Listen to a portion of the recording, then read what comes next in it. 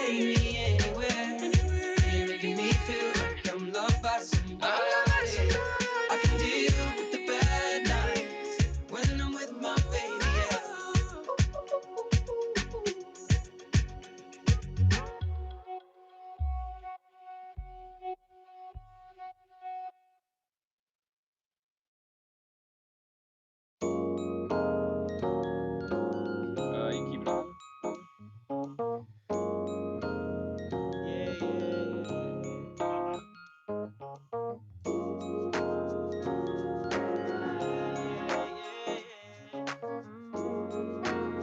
You keep it on. All the broken people, put your hands up high. If you lift them up, you might just touch the sky. All the lonely people, put your hands up high. If you loosen up, you might just learn to fly. All the highs and the lows and the way it all goes, you can't let them keep you down. If you're lost, if you're broke, if you're stuck on the road, you can turn it all around. 'Cause we gotta trust in love, something that can't be touched, a feeling to lift us up, all in the name of love. All the broken people, put your hands up high. If you lift them up, you might just touch the sky. All the lonely people, put your hands up high. If you loosen up, you might just learn to fly. Learn to fly. Learn to fly.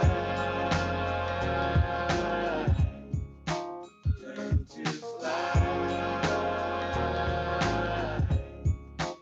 Learn to fly.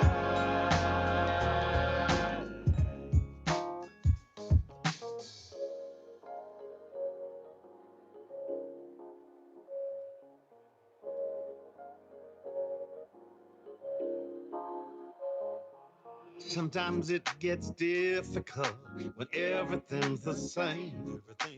Toss and turn, push and pull. You don't know who to blame. But there is always something to hold on to in your life. Just keep that head up, don't you worry. It will be alright. All the broken people, put your hands up high. If you lift them up, you might just touch the sky. All the lonely people. Halo semuanya, selamat malam. Kita bertemu lagi di SR, yaitu Sharing Arsitektur. Wah, sudah berapa minggu nih nggak ketemu sama SR. Pada kangen nggak sih? Sepertinya ada yang baru nih di SR kali ini. Ada yang baru, emangnya Oreo, Jo? Oke, kita perkenalan dulu aja kali, Mas. Siapa sih pemandu acara kali ini? Perkenalkan, saya Maria Elizabeth. Dan saya Jonathan, dan kami akan memandu kalian dalam acara ini selama 2 jam ke depan. Wah, udah macam penyiar radio aja nih, Jo. Seingat aku, SR punya tagline acara loh. Bener banget, Mar. Hayo, udah berapa minggu nih SR nggak ada. Apakah teman-teman masih ingat? Boleh dong reactionnya buat teman-teman yang ingat. Ayo, yang masih ingat boleh jempolnya diangkat. Wah, udah beberapa nih yang masih ingat. Ternyata nggak lupa juga ya sama tagline SR. Oke, boleh kali Mar diingatin buat yang belum tahu atau mungkin lupa tagline acara kita ini apa sih, Mar? Boleh banget. Tagline acara kita yaitu Sharing Through Experience. Oke, sebelum terjun ke acara, kami ucapkan selamat datang pada Bapak dan Ibu dosen, serta teman-teman mahasiswa arsitektur UMN maupun teman-teman yang berasal dari luar UMN yang telah meluangkan waktu untuk bertemu dengan kita hari ini. Bukan ketemu kita aja, Mar. Ketemu SR dong tentunya, yang lebih penting. Oh iya ya. Tapi Jo, SR kali ini emang menarik banget loh topiknya.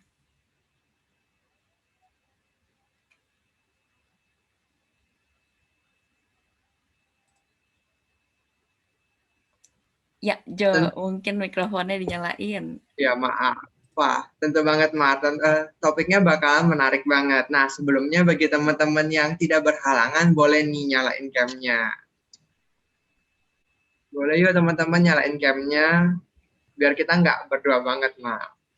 Ayo ditunjukin muka-muka cantik gantengnya. Wah, udah pada nyalain nih, Jo. Ya, teman-teman diingatkan juga ya untuk tidak menyalakan mikrofon sebelum diminta. Benar banget, Mar. Nah, buat teman-teman juga diingatkan untuk nggak nyalain mikrofon kayak tadi. Biar acaranya makin kondusif. Oke, buat teman-teman yang belum tahu nih, SARS itu apa sih? SARS merupakan sebuah acara yang diselenggarakan langsung oleh Prodi bersama dengan HIMARS, yakni Himpunan Arsitektur UMN. Nah, pada acara kali ini, bakal ada kakak-kakak mahasiswa arsitektur UMN angkatan 2017 yang mau membagikan pengalaman mereka mengenai metode kualitatif dan korelasi. Wah, jadi penasaran nih. Di SR kali ini ada 3 sesi loh. Sesi pertama itu Urban Tourism dengan metode korelasi oleh Kadia Amanda Maulani. Kemudian sesi kedua, Citra Pasar dengan metode Lynch oleh Kak Stefani Vania. Dan terakhir, sesi ketiga, Creative Tourism dengan metode Space Syntax oleh Kak Kenny Lesmana. Kita ngobrol dikit yuk dengan narasumber kali ini, Ma. Oke, kita mulai dari Kak Amanda. Hai Kak, boleh tahu nggak nih kesibukan akhir-akhir ini ngapain aja sih? Aku akhir-akhir ini sibuk dengan TA-nya, tugas akhir. Terus Wah, memang sulit ya Jo nampaknya perjuangan anak kelas semester 7. Bener. Terus apa Kak? sibuk makan tidur itu aja sih. Oke Kak, semangat ya Kak. Oke, kalau gitu kita coba tanya ke Kak Fania yuk sekarang. Hai Kak, gimana nih kabarnya? Apakah sesibuk Kak Amanda juga? Halo, nggak sibuk manda lah ya. Sama kegiatannya itu ngerjain TA, terus ya kadang suka ikut-ikut kayak seminar atau apa, kan sekarang banyak online, deh seru banget sih. Wah, kayaknya kegiatannya menarik banget nih. Terima kasih loh Kak udah siapin waktunya untuk sharing kali ini. Semangat ya Kak. Asik. Nah Jo, terakhir ada narasumber paling ganteng loh. Tentu dong, narasumber yang lain kan cewek, Ma. Oke, kita langsung aja kita sapa Kak Kenny. Halo Kak, gimana nih kabarnya? Apakah sehat? Baik, kabarnya sehat, lancar. Sehat-sehat aja ya Kak, baguslah kalau begitu. Semoga semua hadirin juga sehat-sehat aja ya. Oke, tanpa berlama-lama lagi, langsung aja kita masuk ke sesi pertama, yaitu Urban Tourism dengan metode korelasi oleh Kak Dia Amanda Maulani. Nah, Urban Tourism itu apa sih, Mak? Loh, kok nanya aku sih Jo? Tapi yang aku tahu tuh pastinya lokasinya di situ Sasak Pamulang. Langsung aja yuk kita tanyain ke narasumbernya. Kepada Kak Amanda, kami persilakan. Terima kasih, aku izin share screen ya. Oke, Kak.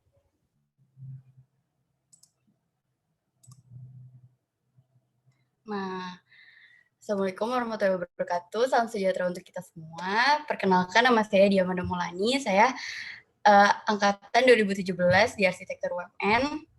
Pertama-tama saya mau bilang terima kasih kepada HIMARS buat kesempatan kali ini. Jadi saya mau sharing tentang apa itu seminar arsitektur.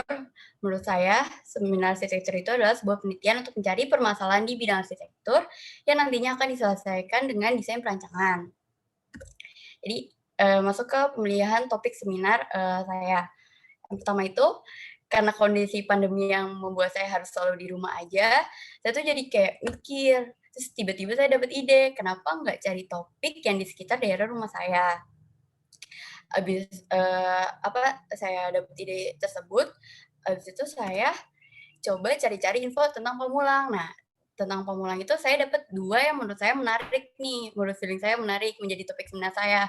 Yang pertama itu Community Center Pamulang, sama yang kedua itu baru situs Sasak Pamulang. Nah, pertimbangan saya mengambil Community Center Pamulang itu karena merasa kondisi pandemi dan banyak orang yang berusaha bersepeda terus berolahraga gitu. Jadi saya tertarik buat meneliti community center Pamulang. Nah, tapi karena saya bingung, saya coba asistensi kepada koordinator seminar. Pada saat itu Bapak Riko koordinatornya.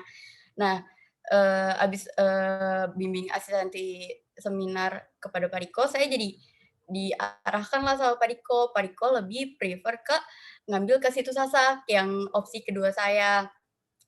Kenapa? Karena kata dia itu lebih potensi buat dibawa ke TA.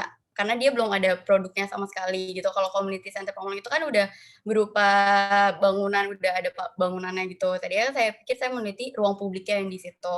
Nah, ternyata abis itu oke lah saya mulai datang duluan observasi di situs Sasak Pamulang. Pas saya datang ke sana, saya ngerasa kayak saya ngelihat banyak kegiatan aktivitas masyarakat di sana. Terus saya juga ngerasa kayak kok banyak yang janggal ya di area tersebut gitu, kayak kok pemanfaatan ruangnya masih kayak menurut saya masih kurang tertata gitu di sana, kayak banyak yang pokoknya nggak sesuai dengan kaidahnya lah. Padahal situs Sasak Pamulang itu adalah elemen alam yang juga termasuk ke dalam ruang publik buat masyarakat bersama. Abis itu saya nyimpulin lah kayak pengaruh pemanfaatan ruangnya sama elemen alam itu bisa berpotensi sebagai wisata kota, yaitu urban tourism. Terus karena situs Sasak ini adalah ruang publik, saya juga langsung mikir kayak ruang publik itu punya kualitas apa aja sih yang benar-benar jadi ruang publik yang baik gitu. Nah, itu saya dapatlah pengaruh pemanfaatan ruang terhadap konsep urban tourism dalam rangka meningkatkan kualitas ruang publik di bantaran situs Sasak Pamulang. Kita masuk ke pendahuluannya. Yang pertama itu situs Sasak Pamulang. Situ itu merupakan wadah genangan air yang berasal dari air hujan, mata air, atau limpasan air permukaan. Itu definisi situ. Nah, situs Sasak Pamulang ini adalah bagian dari area ruang publik perkotaan yang dapat meningkatkan kualitas ruang publik dan menjadi tempat wisata kota. Nah, abis itu saya lihat situs Sasak, saya fokusin lagi situs Sasak Pamulang berlokasi di Jalan Pajajaran nomor 61 Pamulang Ciputat, Kecamatan Ciputat, Kota Tangerang Selatan. Nah, di situ saya lihat di daerah Jalan Pajajarannya itu tuh ada apa aja sih? Ternyata ada masjid, ada jalan raya, ada pacuan kuda di bawah, terus ada perumahan situs Sasak Pamulang tinggi, perumahan Sasak tinggi, terus ada di seberangnya ada Makobrimob, terus di bawahnya tuh ada pembangunan jalan layang tol Cinere Serpong. Nah, dari situ tuh saya mulai kayak analisis lah, observasi sebelum masuk ke analisis nantinya. Ini masih di pendahuluan, kayak situs Sasak Pamulang itu merupakan salah satu situ di Kecamatan Pamulang yang belum terpelihara dengan baik. Menurut saya juga ngerasa pada daerah tersebut tuh belum memiliki penataan ruang yang baik untuk objek wisata atau destinasi wisata yang mendukung penerapan konsep urban tourism. Sehingga hal ini tuh yang membuat saya menjadi tertarik buat meneliti daerah tersebut sebagai bagian dari ruang publik yang digunakan untuk kepentingan masyarakat bersama. Habis itu dapatlah rumusan masalahnya, apa pengaruh pemanfaatan ruang terhadap konsep urban tourism dalam rangka meningkatkan kualitas ruang publik di bantaran situs Sasak Pamulang. Nah, terus saya jabarin lagi kayak apa sih pengaruh pemanfaatan ruang pada bantaran situs Sasak Pamulang yang mendukung konsep urban tourism, sama apa saja evaluasi yang mempengaruhi kualitas ruang publik di bantaran situs Sasak Pamulang. Nah, batasan masalah yang saya ambil itu yaitu di Jalan Pajajarannya nomor 61 Pamulang Ciputat, Kecamatan Ciputat, Kota Tangerang Selatan. Terus saya juga ngebatasin tentang pemanfaatan ruang yang ada di sana sama faktor-faktor yang mempengaruhi kualitas ruang publik tersebut. Nah, tujuannya itu untuk memberikan pemahaman mengenai pengaruh pemanfaatan ruang terhadap konsep urban tourism dalam rangka meningkatkan kualitas ruang publik di bantaran situs Sasak Pamulang. Terus saya masuk ke kajian teorinya. Yang pertama saya pakai dari urban tourism menurut Christopher M. Lau. Dia tuh mendefinisikan urban tourism berperan melibatkan masyarakat lokal sebagai pemilik wisata, dan juga urban tourism menggunakan potensi wisata yang ada sebagai daya tarik masyarakat dalam dan luar kota. menurut dia. Saya juga karena nggak kuat sampai situ, saya juga nyari jurnal tentang yang ngomongin komponen urban tourism. Itu tuh terdiri dari apa aja. Terus saya dapatlah satu jurnal tentang penerapan konsep urban tourism pada perancangan pemukiman Sidoarjo 1 di Manado. Nah, di jurnal itu intinya tuh dia itu mendefinisikan urban tourism itu menjadi 5 aspek. Yang pertama, atraksi, amenitas, aksesibilitas, ancillary, sama community involvement. Nah, jurnal kedua yang saya pakai itu kualitas ruang publik. Dia itu membagi kualitas ruang publiknya itu menjadi 8 komponen.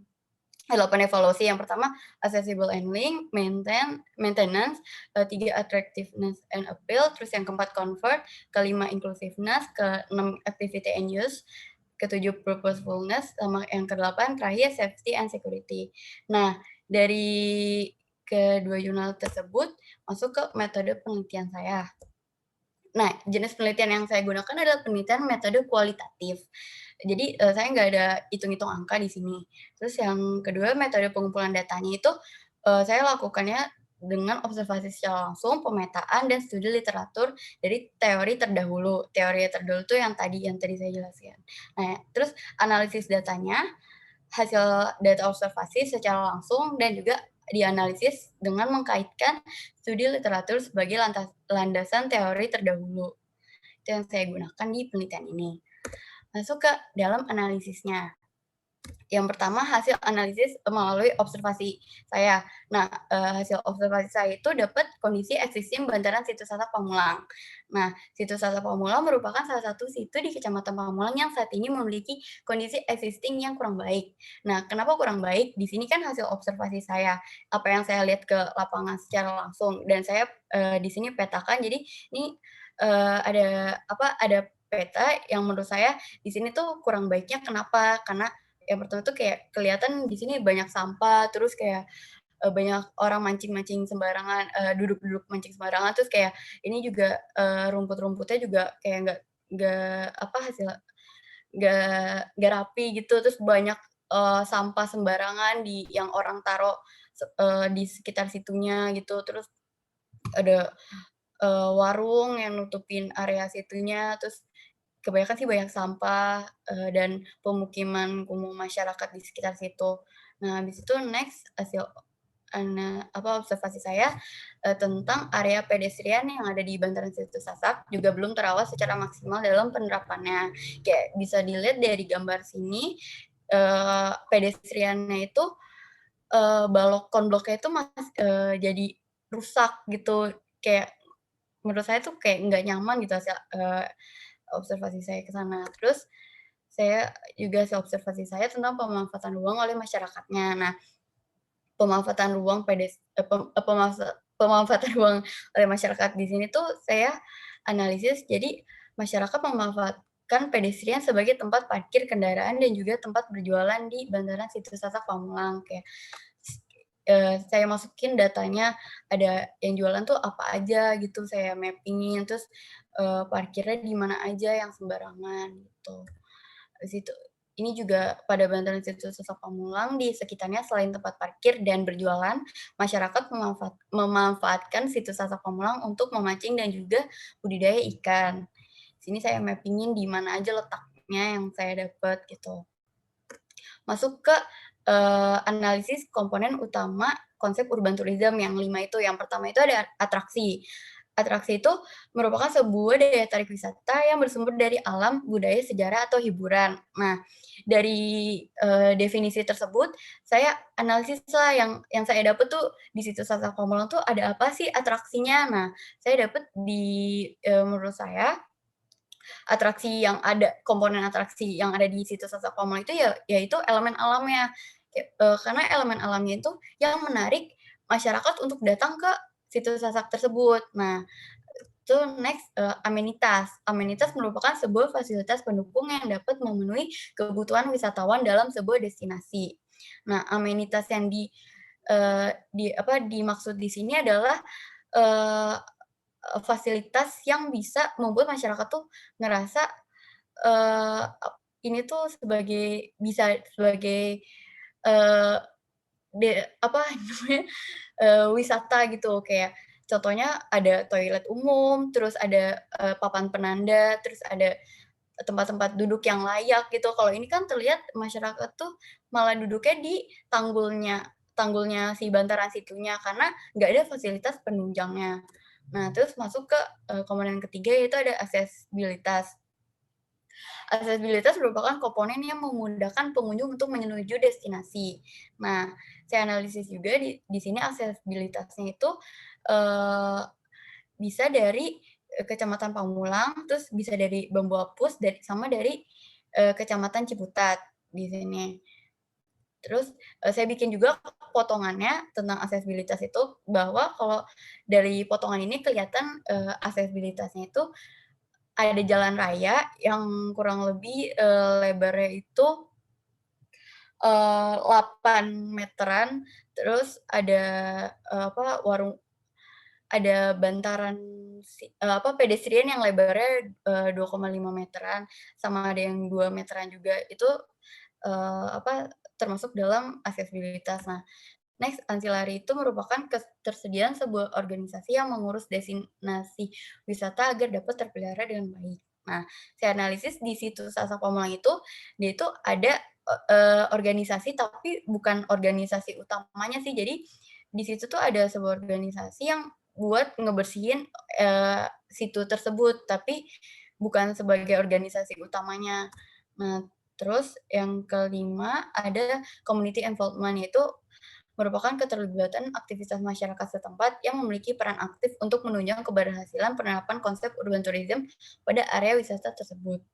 Nah, di situs Sasak saya belum melihat adanya community involvement yang terdapat di situ, karena bisa dilihat dari hasil observasi saya bahwa rata-rata tuh masyarakat di sana masih kurang peduli sama lingkungannya, jadinya banyak sampah yang berserakan di sana gitu. Terus saya masuk ke analisis evaluasi kualitas ruang publik menurut jurnal Sema Pralia dan Puspacara. Nah, yang pertama itu accessible and link. Nah, ini tuh sama kayak yang sebelumnya, dia itu ngomongin tentang pengguna untuk evaluasi yang memperhatikan pengguna untuk berjalan dan kemudahan transportasi dalam menjangkau tempatnya. Nah, di sini menurut saya ada jalur pedestrian yang di samping jalan Pajajarannya sama jalur pedestrian yang ke arah dalam situnya. Kalau jalur pedestrian dia di jalan utama itu masih agak lebih besar, sekitar 2,5 meteran. Kalau yang di belakangnya itu, dia tuh kurang lebih 1 meteran lebarnya jalannya. Nah, habis itu ada yang kedua komponen maintenance, evaluasi yang bertujuan untuk memastikan area tersebut terpelihara dengan baik. Nah, menurut hasil analisis saya, evaluasi ini tuh belum ada juga di situs Sasak, karena terlihat dari banyaknya rumput-rumput liar yang masih yang ada di sana, jadi nggak terurus kelihatannya. Nah, masuk ke attractiveness dan appeal, ini tuh sama juga sama yang tadi, evaluasi yang bertujuan sebagai menarik minat berbagai pengunjung untuk datang. Di situs Sasak itu menurut saya atraksinya itu, daya tariknya itu yaitu elemen alamnya. Terus masuk ke convert, yaitu evaluasi yang memperhatikan kenyamanan dan yang hadir dari fasilitasnya. Nah, convert di sini kan kelihatan orang-orang di sini tuh menggunakan tempat duduknya tuh pakai ban tanggulnya yang kurang lebih berukuran 50 cm. Terus juga ada area kendaraan yang parkir sembarangan, itu tuh membuat saya pikir tuh itu tuh membuat tuh nggak nyaman gitu di situ. Yang kelima ada inclusiveness. Nah, inclusiveness itu evaluasi yang tidak memandang usia, ras, kelas, jenis kelamin, dan kemampuan fisik. Nah, hasil analisis saya di evaluasi inclusiveness itu nggak bisa digunakan oleh semua kalangan, karena pedestrian yang lebarnya cuma 2 meter dan juga itu terhalang sama pohon-pohon, jadi membuat pedestrian tersebut itu nggak bisa digunakan sama orang yang punya keterbatasan disabilitas. Ya, jadi hasil analisis saya itu. Terus Masuk ke activity aids-nya yang keenam, evaluasi yang memperhatikan aktivitas yang dilakukan oleh masyarakatnya. Daerah bantaran situs wisata Pamulang merupakan merupakan ruang publik yang dapat menampung segala aktivitas masyarakat yang datang ke area tersebut. Keberadaan bantaran situ ini memberikan sebuah ruang untuk pengunjung dapat menghabiskan waktu di luar rumah sebagai salah satu pilihan untuk bersantai dan bersosialisasi pada siapapun. Yang ketujuh itu ada purposefulness, itu evaluasi yang memperhatikan tujuan dari desain tersebut. Nah, menurut saya daerah bantaran situs Sasak Pamulang masih belum terpenuhi tujuannya sebagai ruang publik yang baik, sehingga membutuhkan peran pemerintah daerah untuk mempertimbangkan semua aspek yang dapat berkaitan dengan kebutuhannya. Hal semacam ini tidak hanya akan menghasilkan fasilitas yang memenuhi standar, tetapi menjadikan daerah bantaran situs Sasak Pamulang sebagai aset wisata kota untuk pendapatan daerahnya. Dan yang terakhir itu ada safety and security. Evaluasi yang memperhatikan keselamatan dan keamanan yang menjadi bagian dari kualitas ruang publik. Menurut saya, daerah bantaran situs Sasak Pamulang belum dapat memenuhi kebutuhan keselamatan dan keamanan seperti ruang publik pada umumnya, karena kurangnya keselamatan dan keamanan pada ruang publik menyebabkan banyaknya pelanggaran aturan yang akan dilakukan oleh beberapa oknum. Terus hasil dari analisis tadi saya simpulin jadi satu table yang ini. Nah, table ini tuh saya satuin dari dua teori tersebut, dua jurnal tersebut, yaitu atraksi dan attractiveness itu menurut saya itu udah cukup, karena atraksi alam menjadi daya tarik daerah bantaran situs Sasak Pamulang. Nah, amenitas atau comfort kenyamanannya itu masih minim adanya di sana, karena amenitas yang merupakan fasilitas pada daerah bantaran situs Sasak Pamulang belum terpenuhi secara maksimal. Terus kalau aksesibilitas atau accessible itu menurut saya itu udah cukup, karena akses strategis memudahkan masyarakat mencapai daerah bantaran situs Sasak Pamulang. Terus ada ancillary atau maintenance itu menurut saya masih minim, karena organisasi yang mengelola bantaran situs Sasak Pamulang sudah ada, namun belum maksimal pengelolaannya. Nah, yang community involvement, inclusiveness, purposefulness, safety and security menurut saya itu tidak ada sama sekali di hasil analisis saya. Nah, habis itu kesimpulan dan saran menurut saya yang pertama itu pengaruh pemanfaatan ruang di bantaran situs Sasak Pamulang dapat menjadi faktor yang mendukung penerapan konsep urban tourism. Kedua, terdapat 5 komponen utama konsep urban tourism dan 8 evaluasi yang mempengaruhi kualitas ruang publik di bantaran situs tersebut. Yang ketiga, komponen yang belum terpenuhi di area bantaran situs Sasak Pamulang adalah community involvement, inclusiveness, purposefulness, dan safety and security. Nah, terakhir itu saran dari saya itu penelitian ini diharapkan dapat menjadi dasar untuk perancangan ruang publik pada bantaran situs Sasak Pamulang yang lebih baik sebagai kawasan urban tourism dan dapat menjadi pendapatan untuk pemerintah daerah setempat sehingga komponen-komponen tersebut dapat terpenuhi. Oke. Terima kasih. Sekian dari saya, semoga dapat bermanfaat.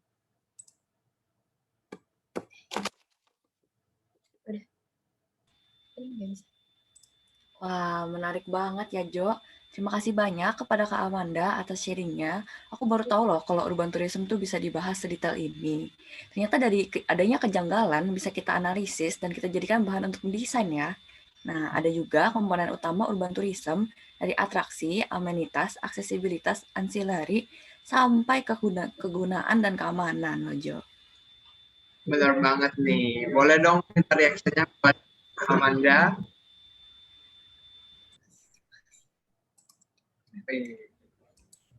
Oke, buat teman-teman yang mau bertanya, ditahan dulu ya, karena sesi Q&A akan dibuka lagi setelah sesi kedua.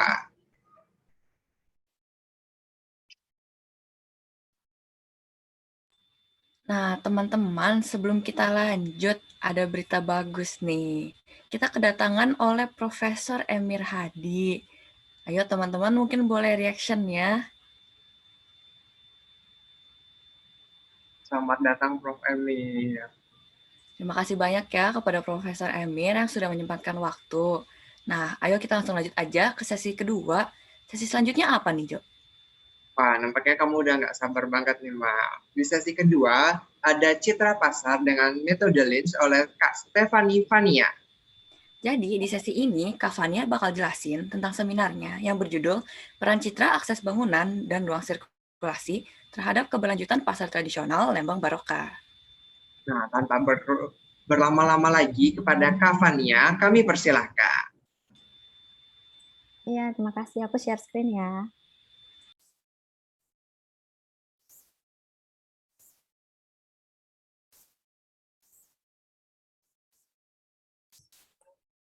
Udah kelihatan? Sudah, Kak. Oke, suara lancar lah ya. Oke. Jadi selamat malam semuanya, Bapak Ibu dosen, teman-teman semuanya. Terima kasih udah kasih kesempatan. Timars juga terima kasih yang udah menyelenggarakan. Sekarang aku mau sharing buat seminar yang aku kerjain bareng Mandu sama Kenny juga. Jadi selamat melihat. Semoga dapat insight-insight dari sharing ini gitu. Buat kontennya yang mau aku sharing sebenarnya lebih ke sharing prosesnya. Sebenarnya kalau hasil akhirnya mungkin bisa lebih lengkap dibaca skripsinya, cuman yang mau di-sharing mungkin lebih ke gimana milih topik, gimana milih site, terus teori apa yang dipakai. Mungkin karena 2018 juga masih di awal, mungkin kayak itu bisa berguna buat kalian kalau misalnya aku sharing-sharing apa ya, kendala-kendalanya juga kayak di awal. Karena biasanya di awal tuh yang paling ribet justru karena kayak bingung mau topik apa, bingung mau pilih site di mana gitu. Udah langsung aja. Yang pertama, buat 2018 mungkin udah di-sharing juga topik pilihannya. Nah, jadi pas tahun aku, kita tuh dikasih 4 pilihan. Nah, jadi kita boleh pilih kira-kira topik mana yang sesuai sama kita. Dan kalau aku pribadi, milihnya yang perancangan arsitektur dan kota, karena emang aku ngerasa punya ketertarikan lebih di sana dibanding topik yang lain. Walaupun topik yang lain juga sebenarnya menarik-menarik banget gitu. Nah, terus selanjutnya habis udah tahu kayak kira-kira mau topik apa, habis itu kita nentuin di mananya kan. Nah, aku waktu itu pas nentuin di mana, sebenarnya ini ada namanya Pasar Lembang Barokah, lokasinya di Ciledug. Sebenarnya dekat domisili aku juga. Nah, jadi emang aku sangat tertarik dengan pasar ini dan di situ mulai riset-riset, mulai coba datang ke sana, gimana ya kira-kira cocok atau enggak gitu. Terus kalau tipsnya buat milih di mananya, kalau bisa yang kalian merasa ada koneksinya dengan kayak keseharian kalian atau ada keresahan kalian di situ. Tuh. Habis itu ini sekilas tentang pasar ini dan yang membuat ini menarik. Jadi sebenarnya pasar ini udah berumur kira-kira lebih dari 40 tahun, cuman selama ini menjadi pasar informal. Nah, dari 2002 ini emang karena Google Maps-nya adanya kayak dari 2002 kalau yang di Ciledug. Nah, habis itu pas 2009 dia penertiban, jadi dia emang di sini kan ditertibkan, dijadiin sekarang semacam jadi taman, rencananya mau jadi alun-alun nantinya. Terus tahun 2017 ini dibangun pasarnya. Nah, 2019 ini direlokasi lah pedagang-pedagang yang ada di informal yang tadi, direlokasi ke tempat yang baru, yang lebih formal. Lalu pertama kali berkunjung ke sana sebenarnya buat keperluan seminar ini ya. Jadi ini yang didatengin, kalau kalian mungkin lihat dari fotonya ini cuman kayak sepersekian dari apa yang ada di sana, karena pasarnya juga luas. Mungkin kalian juga udah dapat kesan-kesan nih dari foto yang ditunjukin gitu. Nah, ini pertama kalinya aku kesini kan, abis pulang kayak merenung gitu, kayak apa masalahnya gitu. Kenapa it seems so wrong gitu. Terus setelah itu aku tipe yang bakal ngejabarin dulu apa aja yang aku temuin, apa aja masalahnya. Jadi setelah dijabarin, ternyata secara pemikiran terlalu complicated dan banyak. Dan itu juga emang yang orang bilang kalau ngangkat pasar sebagai tapak, pasti banyak permasalahannya dan berhubungan satu sama lain gitu. Nah, jadi cara nyikapinnya aku coba cari ketertarikan aku. Maksudnya biar aku juga ngelakuin studinya sesuai sama apa yang kira-kira aku mau pelajarin, apa yang mau aku tahu.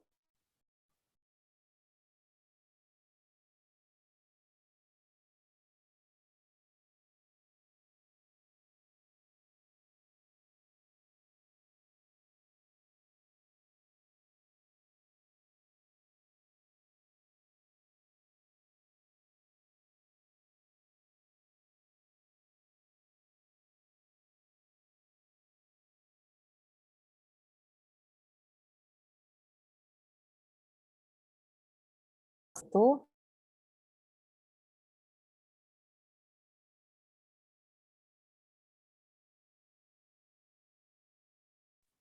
sorry, ke disconnect ya? Oh iya Kak, disconnect. Sampai mana ya? Tadi kalau nggak salah baru sampai yang setelah yang 1001 masalah. Oh oke, aku share. Ke share ya?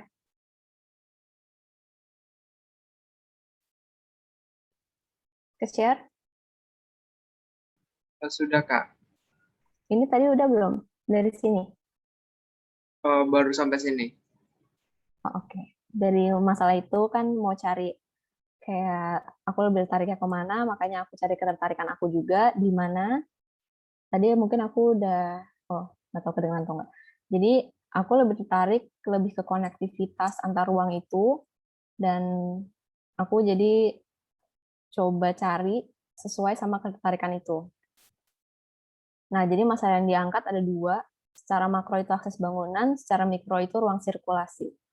Setelah itu, kan udah ngelakuin kunjungan lapangan nih. Terus, lucunya adalah pas pertama kali mulai seminar kayak optimis gitu kan. Sekali kunjungan, kumpulin data, habis itu kita kerjain seminar ya gitu kan. Tapi ternyata tidak semudah itu, dan akhirnya berulang-ulang kesana lagi, karena sebenarnya data yang dibutuhin itu juga banyak. Jadi saran juga kalau emang mau ngangkat topik seminar, kalau bisa datanya yang terjangkau. Maksudnya kalau dengan kesana bisa mendapatkan informasinya itu kan lebih mudah gitu. Buat latar belakangnya udah didapetin 3 tadi. Yang pertama objeknya pasar tradisional, yang kedua akses bangunan, terus yang ketiga sirkulasi. Kalau buat akses bangunan ini alasannya karena merupakan cara pasar menempatkan diri dalam konteks kawasan. Kalau buat ruang sirkulasi ini karena merupakan ruang pergerakan dan ruang transaksi, dan juga merupakan faktor penting dalam menggambarkan identitas dan citra pasar. Nah, jadi yang mau diangkat dari pasar tradisional ini sebenarnya adalah citranya yang menggambarkan identitas kawasan tersebut. Untuk pertanyaannya, dari latar belakang itu, apa pengaruh citra akses bangunan dan ruang sirkulasi terhadap keberlanjutan pasar tradisional Lembang Barokah? Pertanyaannya itu. Lalu habis itu dilakuin studi teori, karena ini seminar, jadi perlu dasar-dasar teori yang mumpuni. Terus aku cari-cari buku yang berkaitan dengan apa yang aku mau cari, yaitu citra, sirkulasi, ataupun akses. Dan ada 7 buku ini yang aku lihat-lihat, dan ini juga menarik banget semuanya. Cuman mungkin konteksnya agak beda-beda, ada yang lebih bahas dengan skala kotanya, ada yang mungkin bahas dengan skala tempatnya, dan yang aku perlu itu lebih ke skala tempat, skala manusianya, kayak bukan skala kota, karena yang aku mau teliti itu yang di dalam ruang publiknya itu kan. Jadi 2 ini yang aku pilih sebagai dasar teori yang aku mau kaji gitu. Terus jadi dari 2 buku ini aku ambil juga nggak semuanya diambil teorinya, jadi dipilih-pilih yang sesuai sama konteksnya. Jadi kalau yang The Image of the City dari Kevin Lynch yang diambil itu adalah citra ruang publik itu merupakan hasil observasi terhadap lingkungan di sekitarnya. Jadi di sini di state kalau masing-masing pengamat tuh punya persepsi yang berbeda walaupun dia berada di lingkungan yang sama. Terus terdapat juga 3 faktor yang membentuk citra ruang menurut teori ini, yaitu identitas, struktur, dan makna.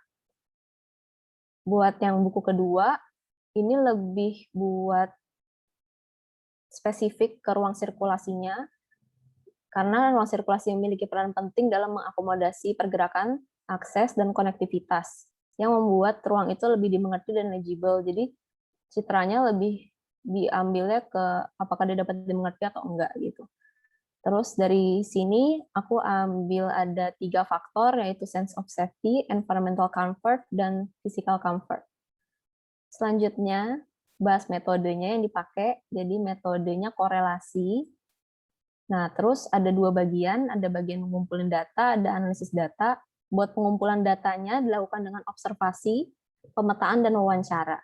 Jadi observasi itu untuk yang kondisi existing atau identitasnya ya ini dari citranya, buat pemetaan, buat tahu kualitas fisik atau strukturnya, terus untuk wawancaranya untuk mengetahui persepsi pengguna atau pemaknaannya. Nah, setelah tahu itu baru dikaji keberlanjutannya kira-kira gimana, karena itu tadi di pertanyaan itu yang jadi kajiannya. Dan sesuai tema seminar kita juga sustainable gitu. Terus buat variabelnya dari citra ini ada 2 yang mau dikaji, ada akses, ada sirkulasi, di luar banyak faktor lainnya. Terus ini ada kayak tadi identitas, struktur, dan makna, ini juga. Kalau untuk akses yang diteliti itu muka bangunan bagian jalurnya untuk alas fisiknya. Kalau buat sirkulasi ini dibagi lagi jadi sirkulasi utama dan sekunder, terus diteliti pembagian jalur, lingkung bangun, dan iklim makro. Selanjutnya aku bakal jelasin yang akses dulu.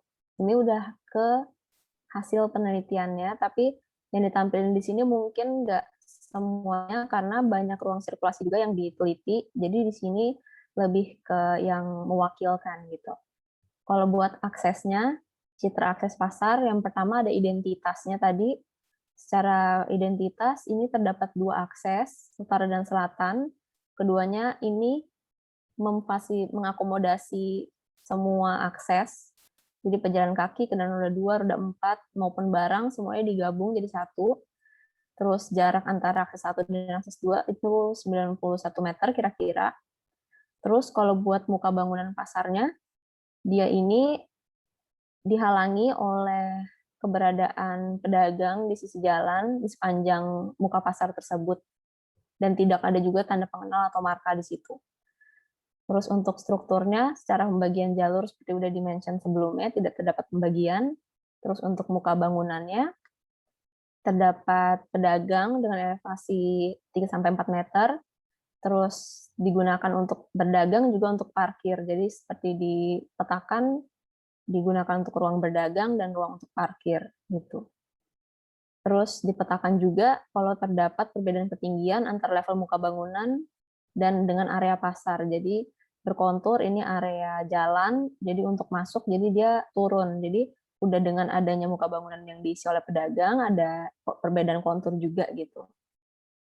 Kalau untuk pemaknaannya, kesimpulannya itu 73% mengaku adalah pengunjung lama yang berbelanja pada pasar sebelum direlokasi, yang berarti pengunjung barunya tidak sesignifikan itu.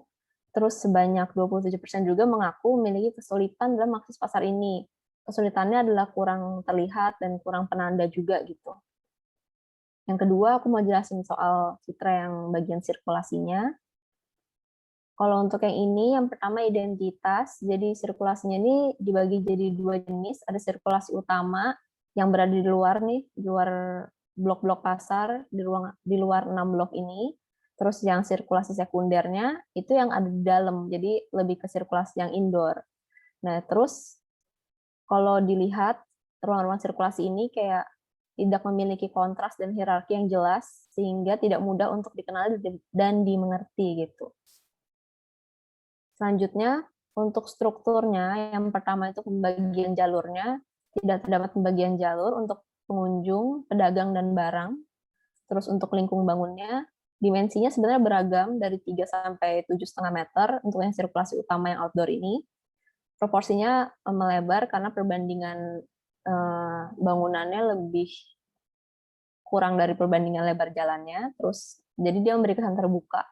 Visibilitasnya juga tinggi karena memang dia nggak ada pembatas antara area dalam dan area luar. Terus terdapat juga drainasenya. Terdapat juga perbedaan ketinggian atau kontur di sebagian jalur sirkulasi, dan ini nggak berlaku di semua, tapi di sebagian itu ada. Terus yang terakhir lingkung bangunan ini buat materialnya beragam juga. ada yang kayak udah diaspal, ada yang belum, dan itu mempengaruhi juga nih buat strukturnya. Terus kalau buat iklim mikronya, sirkulasi utama ini kan outdoor, jadi dia dipengaruhi iklim makronya, iklim yang di sekitarnya, bukan iklim buatan. Jadi pedagang-pedagang di situ juga udah kayak melakukan penyesuaian-penyesuaian ya, contohnya kayak menambahkan kanopi atau pembayangan gitu. Terus buat yang sirkulasi sekunder, tidak juga terdapat pembagian jalur nih untuk kalau sekunder kan karena dia langsung dekat sama tenan, berarti kegiatan yang ada di sana kan lebih ke pengunjung, mau lalu lalang atau mau bertransaksi ya. Jadi nggak ada pemisahan, dan ada juga yang emang dimensinya tuh nggak secukup itu untuk mewadahi kegiatan itu. Terus dia menimbulkan kesan tertutup ya, karena dia kesannya lebih sempit. Terus material ada yang perkerasan dan ada yang keramik. Visibilitasnya juga tinggi karena memang tenan-tenannya juga nggak nutup sampai atas. Dia lebih ke meja displaynya yang menghalangi visibilitas.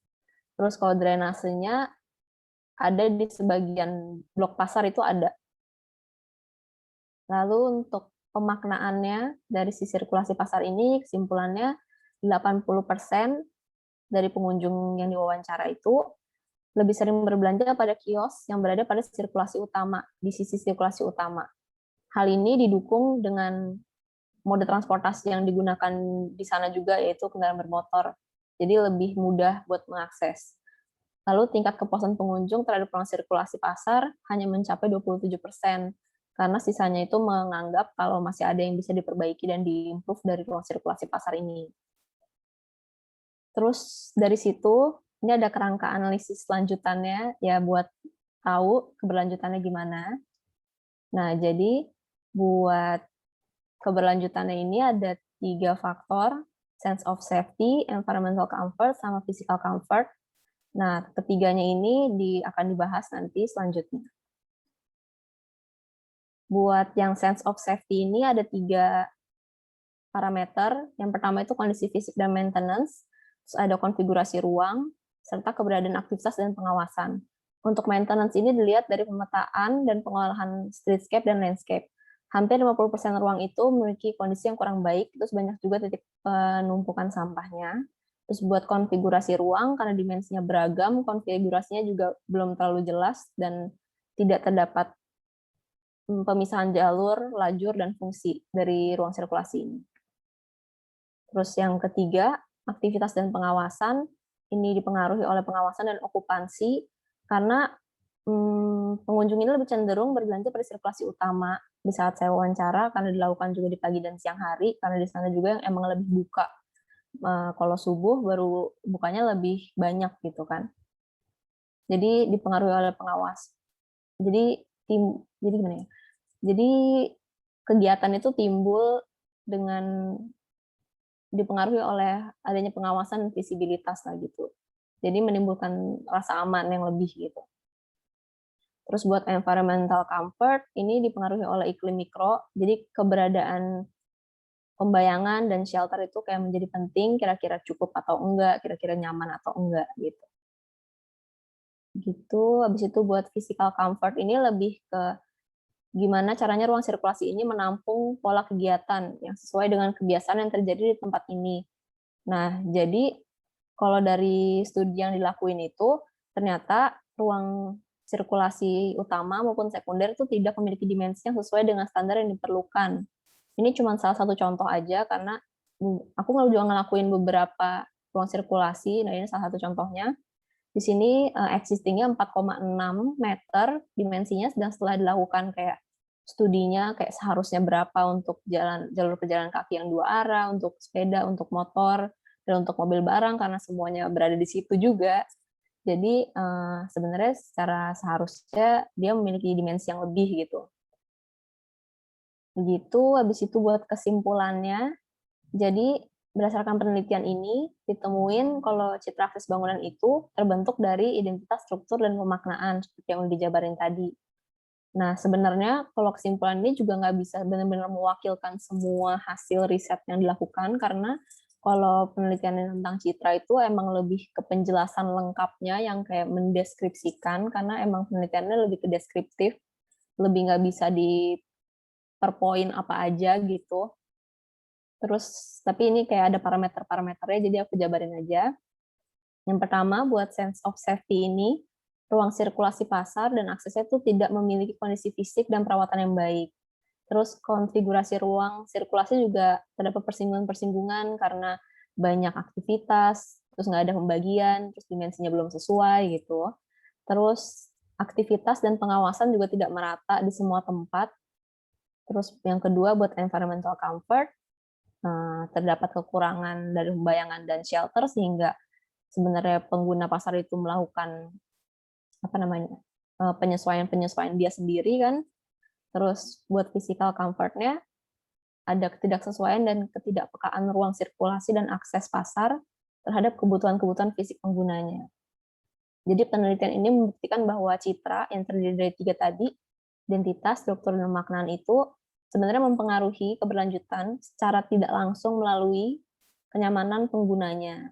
Nah, jadi kalau citra ini juga mempengaruhi pengguna sehingga mereka melakukan penyesuaian-penyesuaian nih agar cocok dengan citra dari sebuah tempat tersebut gitu.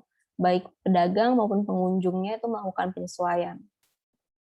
Terus kalau buat terakhir sarannya dari setelah melakukan studi-studi itu, sarannya itu yang pertama, ini harap dipahami kalau penelitian dilakukan ini kayak satu dari banyak hal yang dapat dikaji dari sebuah ruang pasar regional.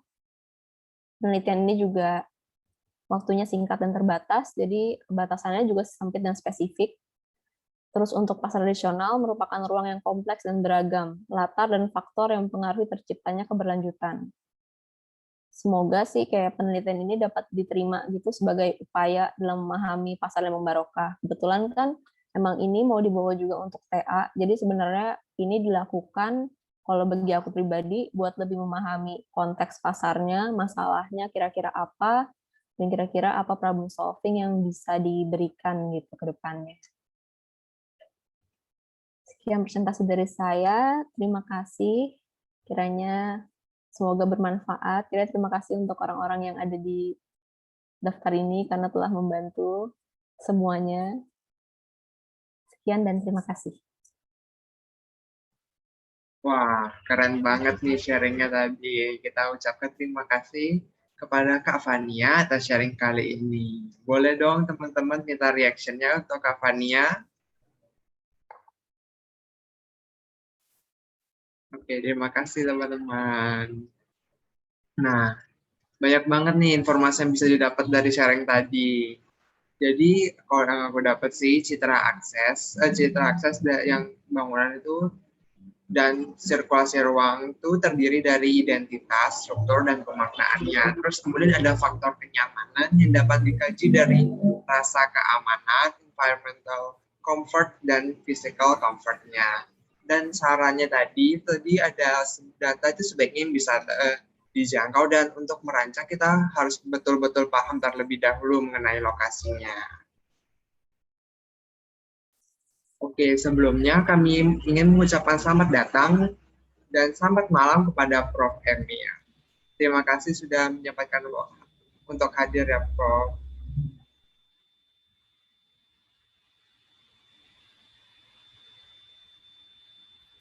Oke, nah untuk teman-teman yang tadi sudah menahan pertanyaan dari sesi pertama, dan teman-teman yang mau bertanya tentang sesi kali ini, sekarang saatnya ya.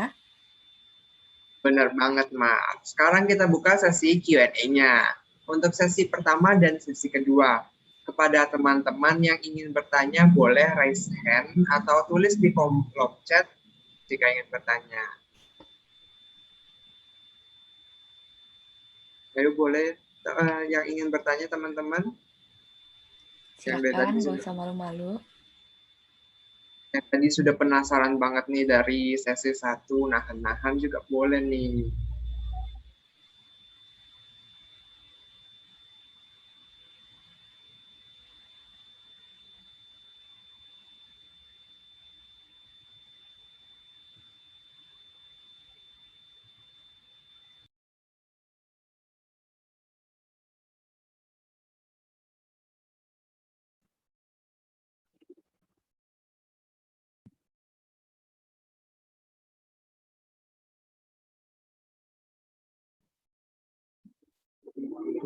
Oke, Kak, mau nanya nih, Kak. Kalau untuk data yang bisa sebaiknya dijangkau itu kira-kira gimana sih, Kak? Kalau penjelasannya, kayak untuk Kak Fania nih.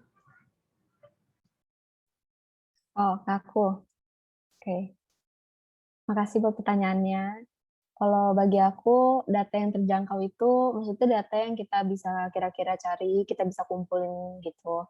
Kadang kan ada data yang mungkin kalian bakal susah nyarinya, maksudnya tergantung kapasitas kalian juga. Kalau kalian emang bersedia go extra miles, ya silakan gitu. Kayak misalnya kalau penelitian misalnya tentang sejarah, itu kan kalian pasti bakal perlu sumber-sumber luar, perlu cari di buku, cari di sumber-sumber sejarawan gitu. Maksudnya kalau kalian memang merasa itu terjangkau, ya silakan gitu. Jadi yang terjangkau bagi kalian gitu. Oke, Kak, terima kasih. Apakah teman-teman ada yang mau bertanya, Kak? Boleh banget nih. Boleh raise hand atau kalau nggak mau raise hand, boleh nih di kolom chat. Boleh juga ke private message kalau mau.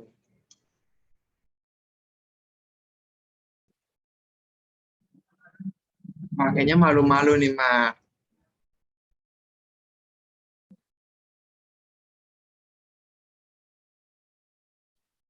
Apakah bacaan tidak ada nih? Wah, Semua kalau nggak ada yang mau tanya, aku ambil ya kesempatannya, Jo. boleh banget, Nanya Mak. nih, Kak. Kan lagi pandemi gini, kita susah kan melakukan research. Kira-kira ada kendala apa ya, Kak, berhubungan dengan pandemi ini? Manda boleh kali ini, Manda. Kalau aku sih waktu pas ngambil seminar itu kan lagi awal-awal ya pandemi ya. Jadi kayak aku mikir, aduh kalau misalnya aku ngambil yang jauh-jauh kayak ke kota Tangerang Lama atau ke Jakarta ataupun ke mana gitu kayaknya nggak mungkin. Jadi kayak karena aku di rumah aja, jadi aku mikir kayak, apa sih, aku mau kembangin apa yang ada di rumah, di daerah sekitar rumahku gitu. Jadinya dan juga karena situs Sasaknya ini yang aku ambil itu deket banget sama rumahku, jadi aku bisa observasi bolak-balik gitu loh. Iya, gitu. Kalau Fani gimana? Kalau aku paling kendala kemilih objeknya, karena ada beberapa objek yang kalau kalian teliti sekarang mungkin agak susah, karena kalian mungkin susah dapat data kayak misalnya sebuah pusat perbelanjaan. Kan ini sebenarnya bukan kondisi yang ideal ya, kayak kalian nggak akan tahu keramaiannya kayak apa di saat normal gitu-gitu. Jadi mungkin itu ya yang susah, kayak mungkin ada beberapa hal yang kalian mungkin agak terbatas gitu buat neliti. Jadi kalau dari aku sih mungkin aku kemarin nyarinya emang yang nggak terlalu terdampak gitu. Jadi maksudnya masih kelihatan kira-kira dia kalau normal ini kayak apa gitu. Gitu aja sih. Oke, Kak. Wah, ini ada pertanyaan lagi nih dari Kak Devi. Halo, Kak, mau tanya. Kakak ada kesusahan buat nyari referensi nggak, Kak? Misalnya nggak tahu harus ngambil dari buku apa aja. Terus ada rekomendasi website buat nyari buku yang lengkap nggak, Kak? Terima kasih. Siapa nih? Aku Man, kalau aku dulu rata-rata ngambil dari Metolit, pelajaran Metolit kan kita banyak baca tuh di situ. Jadi kayak udah pas Metolit itu kayak udah, oh ini kayaknya aku lebih suka ke sini deh, kayak lebih minatnya gitu lebih ke situ. Jadi rata-rata pakai buku yang dari Metolit sih, pelajaran Metolit. Kalau dari aku, kesusahan nyari referensi atau enggak. Awalnya susah, karena bingung kan mau ngambil apa referensinya, tapi tenang aja, karena akan ada dosen-dosen pembimbing luar biasa yang membimbing kalian, jadi mereka pasti kayak waktu aku direkomendasiin kayak coba baca buku ini gitu. Terus kalau apa website buat nyari buku sebenarnya ada, cuman itu ilegal nggak sih, mana? Jadi kalian cari perpustakaan. Kalau nggak kita PC. Lengkap banget ya, Kak, jawabannya. Ini ada lagi nih, Kak, yang direct message. Ambil metode research-nya tuh tergantung apa ya, Kak? Boleh tahu kenapa pakai metode yang dipilih?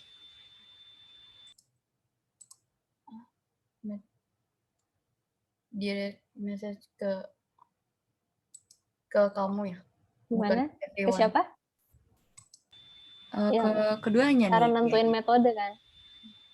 Mungkin boleh dari Kak Amanda. Di inbox aku nggak ada pertanyaannya.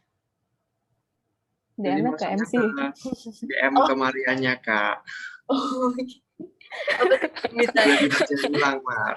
Aku cariin dari tadi kok nggak ada. Bisa diulang nggak Maria? Di DM Apa Kak coba Kak. boleh diulang ya? Diulang ya. Iya. Boleh tahu ambil metode research-nya tuh tergantung apa, Kak? Kenapa pakai metode yang dipilih? Siapa duluan, Man? Duluan aja deh. Duluan ya. Metode risetnya dari mana? Jadi waktu itu sempat ada pelajaran metolit. Nah, terus di situ kita dikasih tahu metode-metode riset apa aja. Nah, di situ sebenarnya aku milih ke yang lebih cocok apa. Kayak misalnya kalian mau studinya apa? Terhitung atau enggak? Kan ada metode yang terhitung, ada metode yang emang tidak terhitung, ada juga metode yang pakai teori. Apa kalian mau punya parameter, ada teorinya nih, terus kalian tertarik teori itu, menurut kalian itu cocok, nah itu metodenya kayak kita, misalnya korelasi gitu. Kalau yang mau yang terhitung banget, kuantitatif.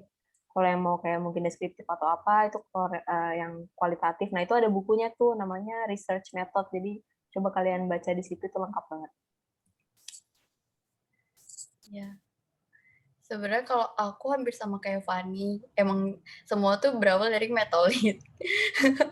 Nah, tapi karena aku ngerasa aku orangnya kayak mager banget hitung-hitungan, jadi kayaknya kualitatif aja deh yang cocok buat aku gitu. Terus juga kayak aku tuh lebih suka teori yang aku pakai kan kualitatifnya itu kan nyocokin nih, aku cari teori apa, terus sama aku analis apa yang ada di objeknya aku gitu. Jadi menurut aku itu yang aku bisa intinya kayak aku mau cari yang gampang aja lah gitu, nggak mau pusing mikir-mikir banget gitu. Jadinya pakainya kualitatif, nggak kuantitatif gitu. Oke, Kak.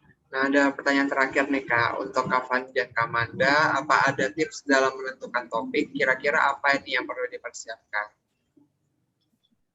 Amanda duluan kali ini. Gantian. Tips menentukan topik ya. Kalau aku kemarin aku ngelihat apa yang sesuai sama yang aku suka gitu. Nentuin topiknya. Kan tadi Fanny ngejabarin ada beberapa topiknya tuh.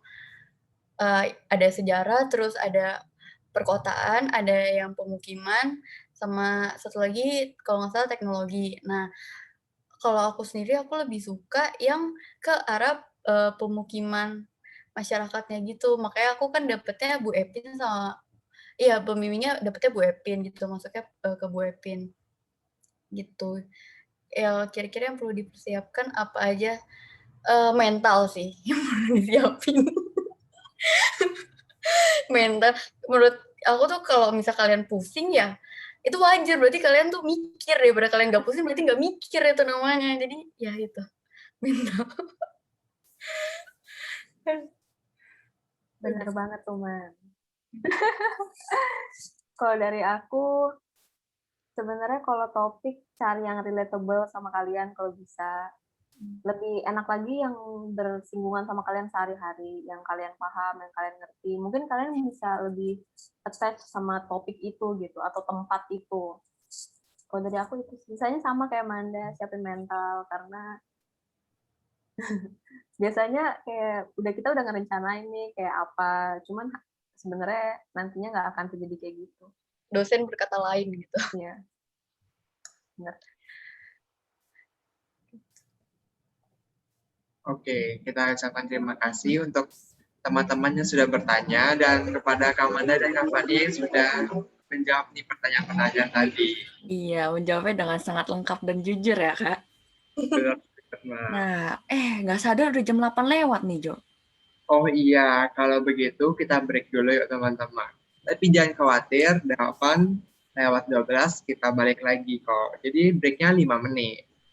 Mm-mm. Nah, teman-teman yang ingin minum atau ke toilet diberi waktu 5 menit saja ya. Jangan lupa balik lagi karena sesi selanjutnya nggak kalah seru loh. Benar, sampai jumpa dalam 5 menit.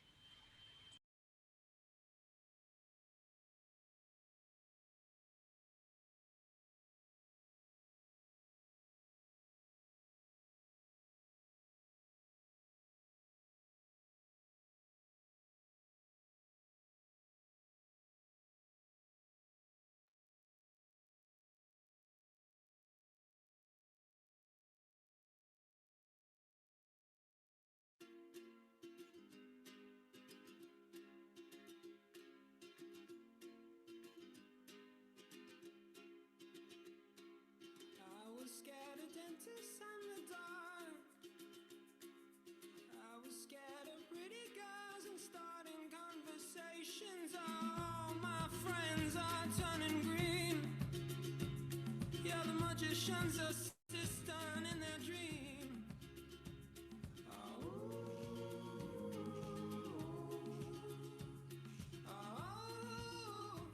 And they come unstuck. Lady, running down to the riptide, taken away to the dark side. I wanna be your left-hand man. I love you when you're singing that song, and I got a lump in my throat 'cause you're gonna sing the words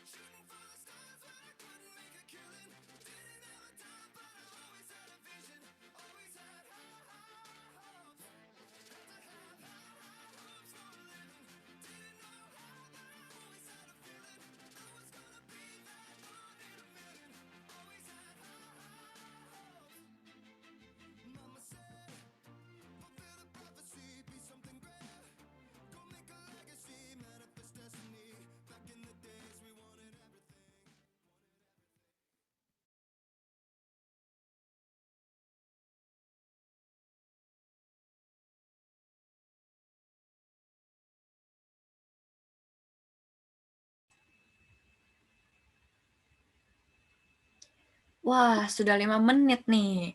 Apakah teman-teman sudah kembali? Boleh dong reaction-nya? Ayo, teman-temannya sudah kembali, boleh dong reaksinya. Wah, udah balik nih beberapa. Wah, udah makin banyak nih yang balik.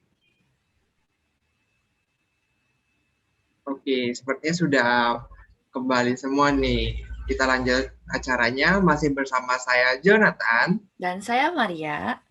Jangan bosan ya sama kita. Nah, ayo kita langsung masuk aja yuk ke sesi ketiga. Sesi ketiga ada apa tuh, Jo?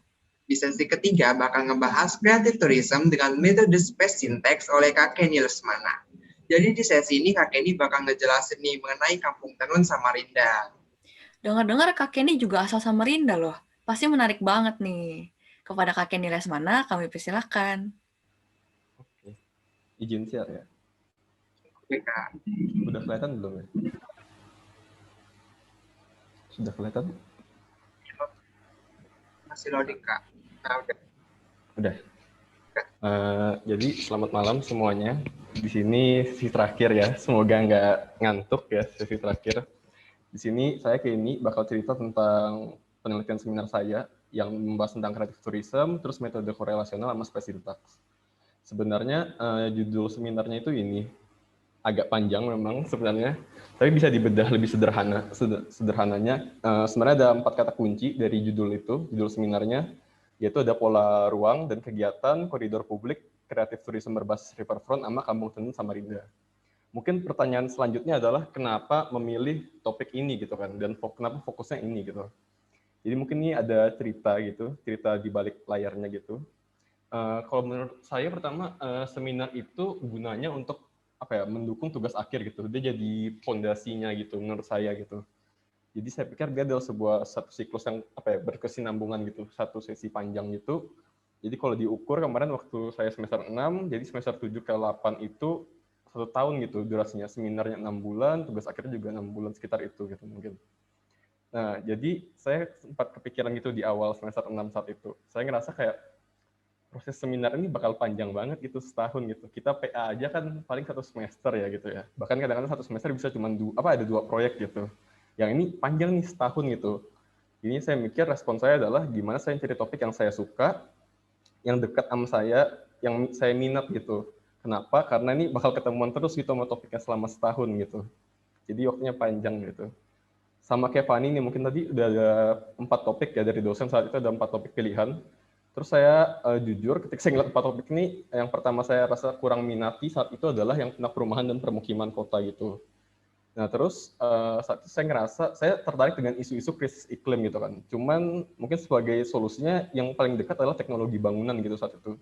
Cuman saya ngerasa kurang kuat untuk saya kayaknya nggak bisa menjalani itu selama setahun gitu kayaknya gitu. Takutnya malah drop atau nggak memuaskan gitu. Akhirnya saya juga keluarin opsi itu, tinggal 2, satu perancangan kota atau teori dan sejarah arsitektur.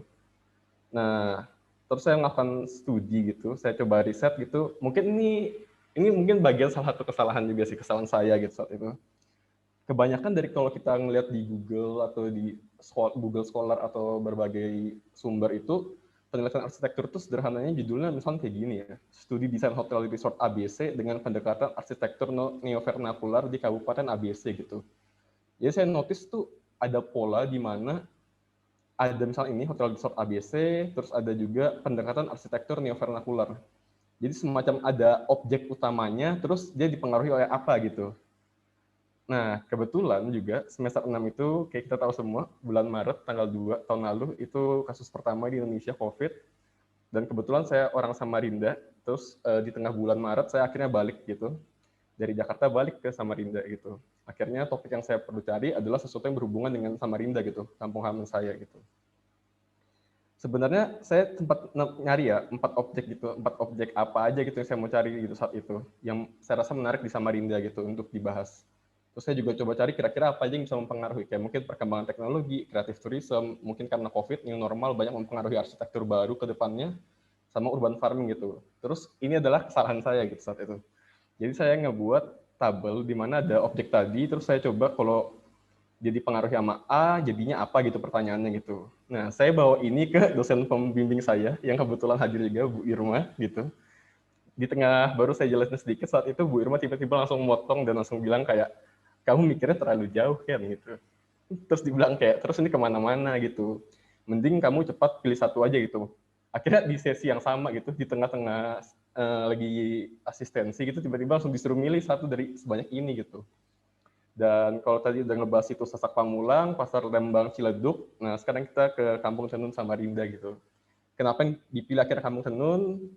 Kita langsung masuk aja ya ke materinya gitu. Jadi ada 8 bagian presentasi ini. Yang pertama mungkin latar belakangnya. Jadi Kampung Tenun Samarinda itu lokasinya di sini, di tepi Sungai Mahakam. Jadi Sungai Mahakam ini ngebelah kota Samarinda jadi 2. Di seberangnya sini itu adalah pusat kota Samarinda. Jadi kayak kalau Jakarta, ini Jakarta pusatnya gitu, di Samarinda gitu. Nah, Kampung Tenun itu di sini, dia adalah tempat di mana kita bisa nemuin segala macam proses produksi tenun gitu. Dari mintal benang, produksinya, sampai akhirnya jadi kain, sampai jadi olahan bajunya gitu misalkan. Nah, saya ngelihat ada contoh apa ya? Ini contoh-contoh kegiatannya, kegiatan pariwisata di sana, yang saya rasa bisa berpotensi untuk ngembangin creative tourism gitu. Jadi creative tourism ini sederhananya adalah gimana wisatawan itu bisa berpartisipasi aktif gitu dalam kegiatan produk lokalnya. Jadi nggak cuma beli kain tenun, tapi dia juga belajar produksinya kain tenun itu gimana gitu. Nggak cuma beli manek-manek khas Dayak itu gimana, tapi juga gimana sih buatnya gitu. Jadi mereka ada partisipasinya gitu. Nah, Kampung Tenun ini juga sejak 2012 tuh udah dicanangkan pemerintah jadi sebuah kampung wisata gitu. Jadi udah 9 tahun jadi kampung wisata. Nah, untuk kesini tuh ada 3 akses sebenarnya ya. Yang nomor 5, 6, dan 7, tapi spesifik penelitian ini ngebahas Jalan Pangeran Bendahara yang nomor 5 ini gitu. Kenapa? Karena dia adalah akses utama dari si Kampung Tenun ini gitu. Jadi kita bisa lihat di depannya itu ada gapura nih, jadi kayak masuk gitu. Jadi kayak dia yang memperkenalkan gitu harusnya. Nah, menurut saya, jalan ini tuh punya potensi untuk memperkenalkan citra kampung wisata gitu kan. Cuman sayangnya setelah saya ke sana dan lihat-lihat gitu, ternyata si Jalan Pangeran Mudahara ini sebagai koridor publik, jalan utamanya itu belum bisa menjamin keberlanjutan, di mana perajin tenunnya itu sulit mencari generasi penerus ternyata gitu. Mungkin karena anak-anaknya pun ngerasa ini kurang berpotensi atau gimana, akhirnya mereka lebih pilih untuk kerja di kantor, terus mungkin buka kafe di pusat kota Samarinda tadi gitu. Selain itu juga ada persaingan dengan kain tenun yang cetak gitu. Kayak istilahnya kalau batik kan ada batik cetak. Nah, kain tenun juga ada tuh dicetak gitu. Jadi ada persaingan gitu. Jadi kayak keberlanjutan itu dipertanyakan. Ini adalah urgensi dari penelitian ini gitu. Masalahnya saat itu ada beberapa. Yang pertama ini, ketika saya ke sana itu tatanan ruangnya gitu, yang jadi mata pencaharian penduduk lokal itu belum mendukung kegiatan pariwisata gitu. Ini contoh misalkan. Nomor 1 ini ada kayak toko ponsel, ada salon, ada bengkel motor gitu. Yang mana menurut saya wisatawan itu kecil kemungkinan mereka bakal ke ruang-ruang ini gitu kan. Yang kedua adalah ini ruang-ruang wisata yang ada ya saat itu ya. Jadi ada showroom tenun. Jadi orang-orang bisa lihat kain tenun. Terus yang kedua ini ada bangunan cagar budaya rumah tua. Yang ketiga ini ada toko tenun gitu. Nah, ketiga fungsi ini menurut saya nggak bisa membuat wisatawan menghabiskan waktu lebih lama gitu. Yang di showroom dia cuma bisa lihat-lihat kain. Yang kedua, dia cuma bisa lihat bangunan cagar budaya, terus dia tinggal belanja di toko tenun, habis itu udah pulang gitu kan. Jadi nggak ada durasinya itu cepat banget gitu wisatanya di sini. Masalah ketiga adalah si akses ke hunian perajin. Jadi hunian perajin itu berada di dalam sini nih. Jadi kayak ini panjang nih hunian perajin semua di bawah sini. Aksesnya itu lewat 2 gang ini. Jadinya karena dia ini gangnya kecil dan dari depan kayak gini tampilannya. Itu wisatawan tuh banyak yang nggak tahu gitu ternyata keberadaan si hunian perajinnya gitu. Ini contoh suasana di dalamnya gitu. Jadi kayak ada teras, itu rumah-rumahnya ibu-ibu perajinnya itu biasanya di terasnya nenun gitu. Nah, itu akhirnya menurut saya mengurangi interaksi antara wisatawan dengan perajinnya gitu saat itu. Terus masalah terakhir yang saya temukan adalah dia sebenarnya punya potensi riverfront karena di tepi sungai, cuman sayangnya itu akses melihat visualnya itu kurang gitu, kayak cuma ada 3 akses yang besar, itu pun masih kotor gini gitu, banyak sampahnya gitu saat itu. Jadi saya ngerasa ada potensi tapi nggak dikembangin gitu. Nah, pertanyaan penelitiannya saat itu adalah apa hubungan antara pola ruang dan kegiatan pada koridor publik dengan penerapan creative tourism berbasis riverfront di Kampung Tenun Samarinda. Mungkin ini jelasnya bakal di bagian selanjutnya ya. Wilayah penelitiannya sepanjang koridor publik ini 400 meter, terus juga pola kegiatannya saya batasin untuk wisatawan dan penduduk lokal pada 3 waktu, pagi, siang, dan malam. Untuk tatanan ruangnya ini saya ambil yang permanen, termasuk juga yang temporer itu. Nah, ini studi literatur ada 4 kata kunci tadi lagi. Di sini kampung itu perannya sebagai cikal bakal kota, tempat lahirnya sebuah kota, tapi juga karena dia punya karakteristik yang khas gitu, dia juga bisa jadi destinasi wisata sebenarnya.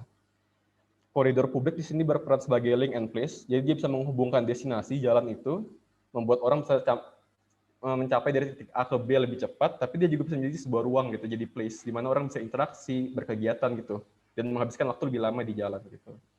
Terus ada creative tourism yang tadi, di mana orang mulai lebih ke arah gimana nggak cuman menikmati, tapi dia juga jadi bagian gitu. Jadi kalau tenun dia ikut coba buat tenunnya, kalau misalnya ada tarian tradisional dia nggak cuma nonton gitu, tapi gimana sih tarian tradisional itu gitu. Jadi dia belajar gitu. Riverfront juga sebagai identitas karena banyak pemukiman di tepi sungai, tapi dia juga punya daya tarik wisata alam gitu. Nah, ini ada indikator creative tourism berbasis riverfront. Saya dapat ini dengan menggabungkan 2 teori gitu, teori tentang creative tourism sama teori tentang riverfront sebagai area wisata gitu. Nanti mungkin detailnya di belakang saya bakal lebih jelasin lebih banyak. Nah, terus karena tadi saya ngebahas tatanan ruang sama pola kegiatan, penghubungnya gimana gitu. Nah, di sini ada yang namanya space syntax. Space syntax ini teori dari Bill Hiller. Jadi intinya gimana dia bisa menganalisis grafis-grafis ini ntar dihitung secara kuantitatif untuk nemuin hasilnya gitu. Apa hubungan tatanan ruang sama pola kegiatannya gitu. Ini ada beberapa indikatornya, nanti ada di belakang gitu. Ini adalah salah satu penelitian terdahulu yang saya lihat saat itu, jadi referensi yang berpengaruh gitu saat itu. Dia ngebahas space syntax di kampung di Jogja gitu, terus ini sama, dia studi gitu, terus dia gambarin gimana sih gambarin hasil analisis space syntax gitu ke peta. Jadi saya belajar banyak dari penelitian ini.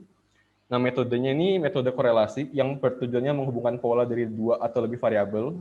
Ini buku yang tadi sempat Fanny bilang ya, research method itu. Variabelnya jadi ada 3, tatanan ruang, pola kegiatan, dan teori dan indikatornya gitu. Nah, data kuantitatifnya saya dapat dari analisis space syntax nanti. Ini adalah diagram berpikir saya saat itu. Jadi tatanan ruang kebagi tadi permanen temporer, ada wisatawan untuk kegiatannya, ada penduduk lokal, ada perajin tenun gitu. Ini juga sama teori-teori yang tadi sudah ada, terus kita kumpulin datanya lewat studi literatur, observasi, mapping, wawancara gitu. Nah, terus datanya diolah gimana gitu. Yang tatanan ruang diolah jadi axial map. Ini jadi bahan untuk space syntax nanti.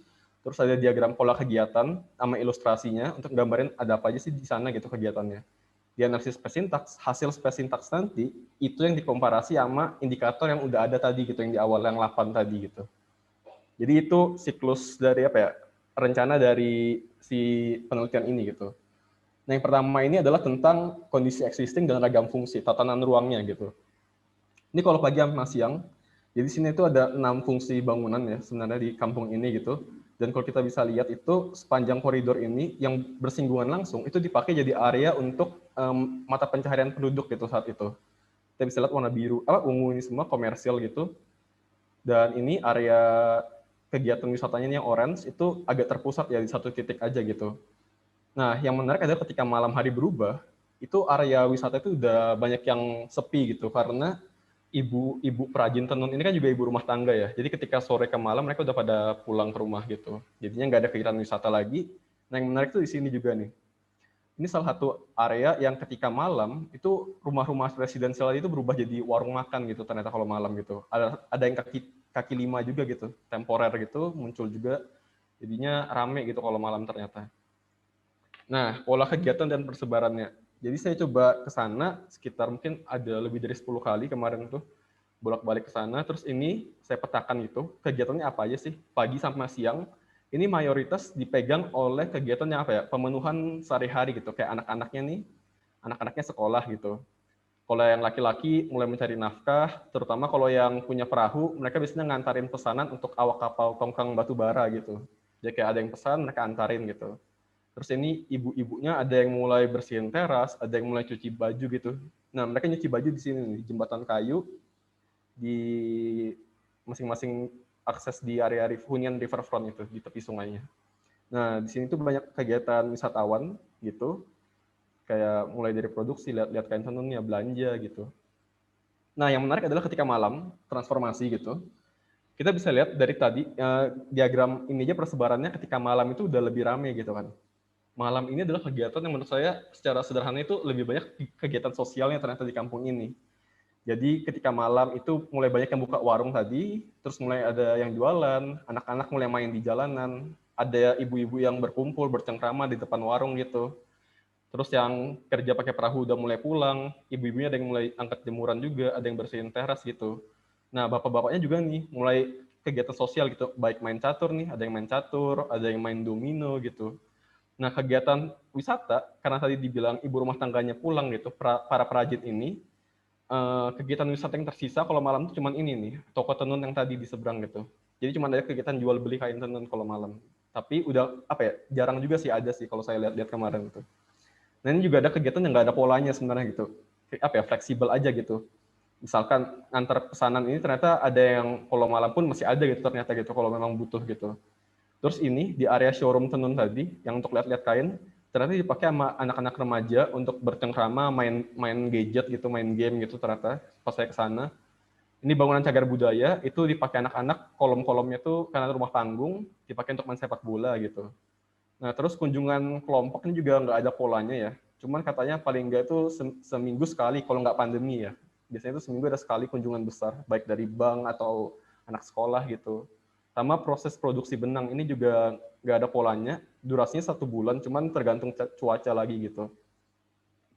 Nah, polanya ketemu habis itu adalah pertama, untuk kegiatan ibu-ibu yang nyuci baju apa itu, yang lebih butuh privasi itu, ternyata berlangsung di sepanjang jembatan-jembatan tadi gitu. Intensitasnya juga pada pagi sama sore, sementara yang riverfront ini dari pagi puncaknya di siang, terus mulai berakhir ketika sore gitu. Tapi didominasi sama yang laki-laki gitu, karena mereka pakai perahu kerja tadi itu.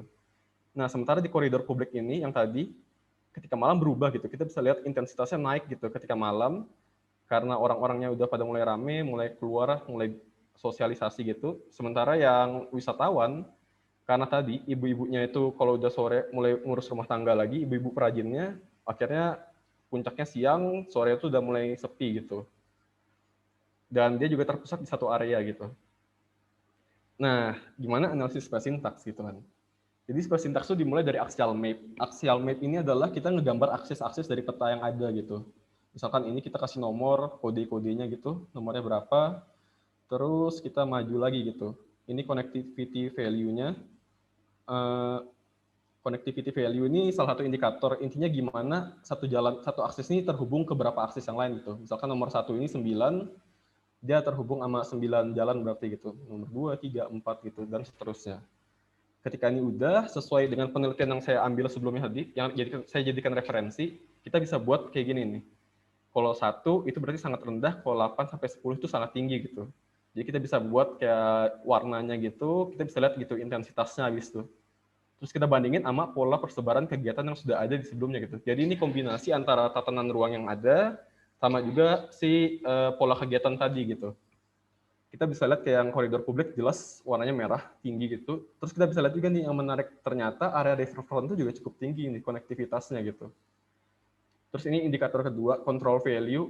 Ini sebenarnya berhubungan dengan semakin tinggi control value-nya, tempat itu semakin mudah mengundang orang untuk berkegiatan di dalamnya gitu. Sama, dibuat juga nih batasannya berapa gitu. Terus kita gambarin lagi secara visual, dan kita bisa lihat nih yang koridor ini ternyata memang rendah nih, warnanya biru, hijau, itu rendah dan sangat rendah kan.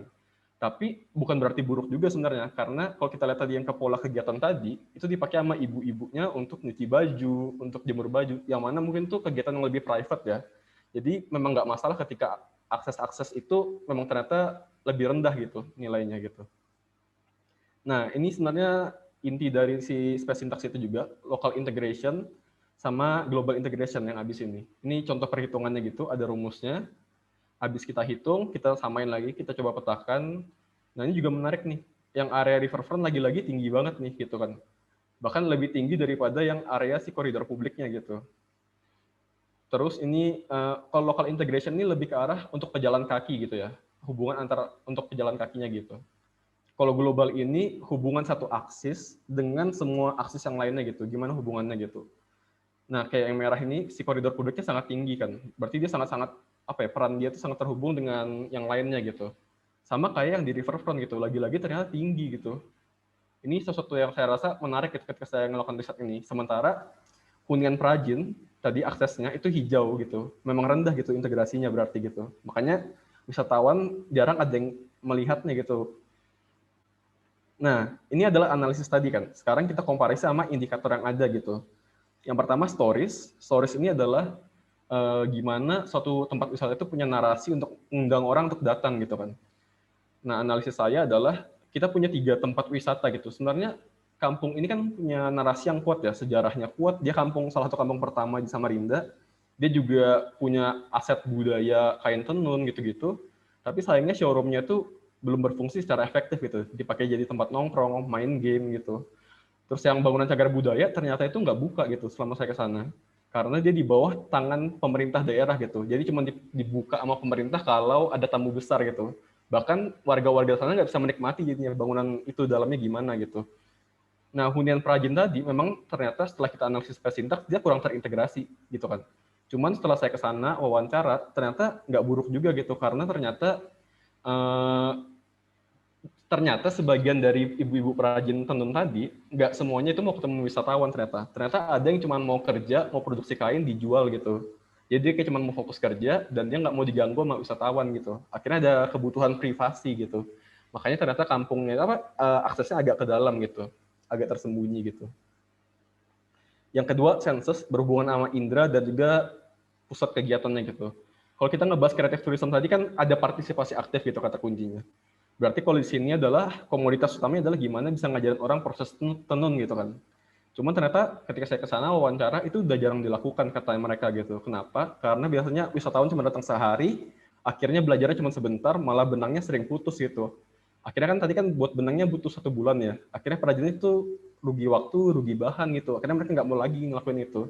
Tapi kalau wisatawan yang mau belajar lebih lama pun, belum ada fasilitas penginapan gitu di kampung ini gitu.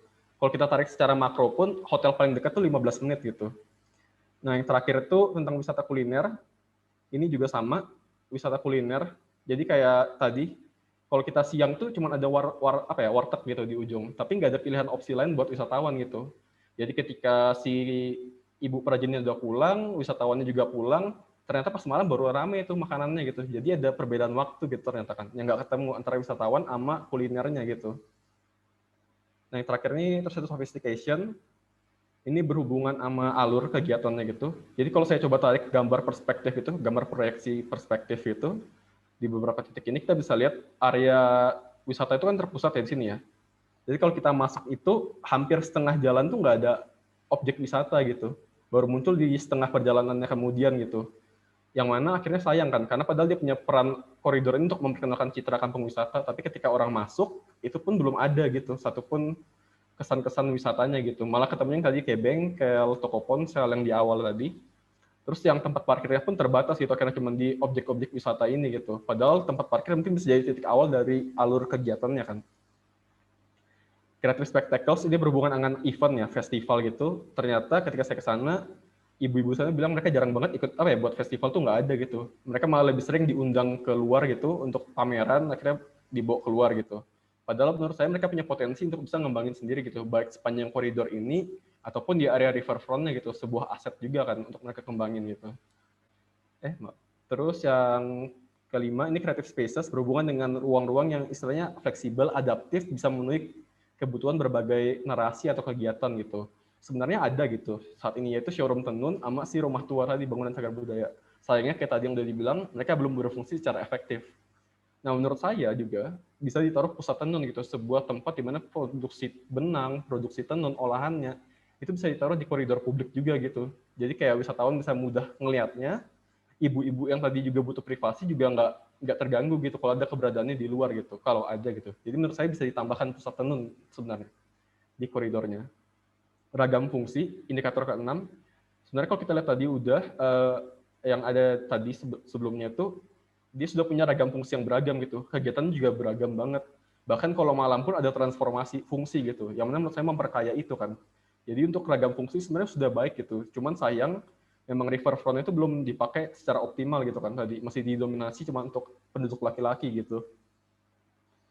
Ruang hijau, indikator ke-7, ini juga sama. Ternyata ruang hijau yang tersisa itu sedikit gitu, karena dia pemukimannya cukup padat antara bangunannya, ruang hijau yang tersisa juga nggak banyak gitu. Sama di sepanjang koridornya ini area pejalan kaki itu juga penduduknya sedikit gitu. Akhirnya mungkin untuk anak-anak mungkin masih mau ya main di jalan, tapi untuk wisatawan mungkin nggak semua orang mau jalan akhirnya gitu kan, karena panas gitu. Nah, yang terakhir ini aksesibilitas dan konektivitas. Sebenarnya kalau kita lihat lagi, aksesibilitas sama konektivitas ini udah sangat baik gitu. Karena dia bisa menghubungkan berbagai fungsi tadi, ragam fungsi terhubung, antara moda transportasi juga tuh, dari sepeda, sepeda motor, orang jalan kaki, mobil, perahu, bahkan juga bisa terhubung gitu. Jadi sebenarnya udah bagus, cuman sayang juga riverfront itu gak dimanfaatkan lagi gitu. Jadi kayak aksesnya itu, padahal bisa nambah akses gitu. Dan kalau kita ngeliat analisis sintaks, sungai tadi kan sangat-sangat berpotensi ya sebenarnya kan, sangat-sangat tinggi gitu nilainya ternyata. Kesimpulannya adalah 6 poin ini saat itu hubungannya jadinya koridor publiknya belum menyampaikan kesan citra kampung wisata, adanya perbedaan waktu kegiatan wisatawan dengan penduduk lokal, pemanfaatan riverfrontnya belum optimal, hunian perajinnya itu ternyata walaupun rendah tapi ada alasannya gitu, yaitu kebutuhan privasi dari si perajinnya gitu. Terus ada fungsi-fungsi ruang wisata tapi belum efektif juga, sama kurangnya peneduh matahari dan ruang hijau pada koridor publik. Nah, 6 poin ini yang sekarang juga itu saya pakai jadi landasan dari isu perancangan saya di tugas akhir gitu. Jadi kayak istilahnya ini nyambung jadi satu kesatuan gitu. Mungkin itu aja, ini gambarannya sih kalau di 6-6-nya digabung. Sekian dari saya. Terima kasih.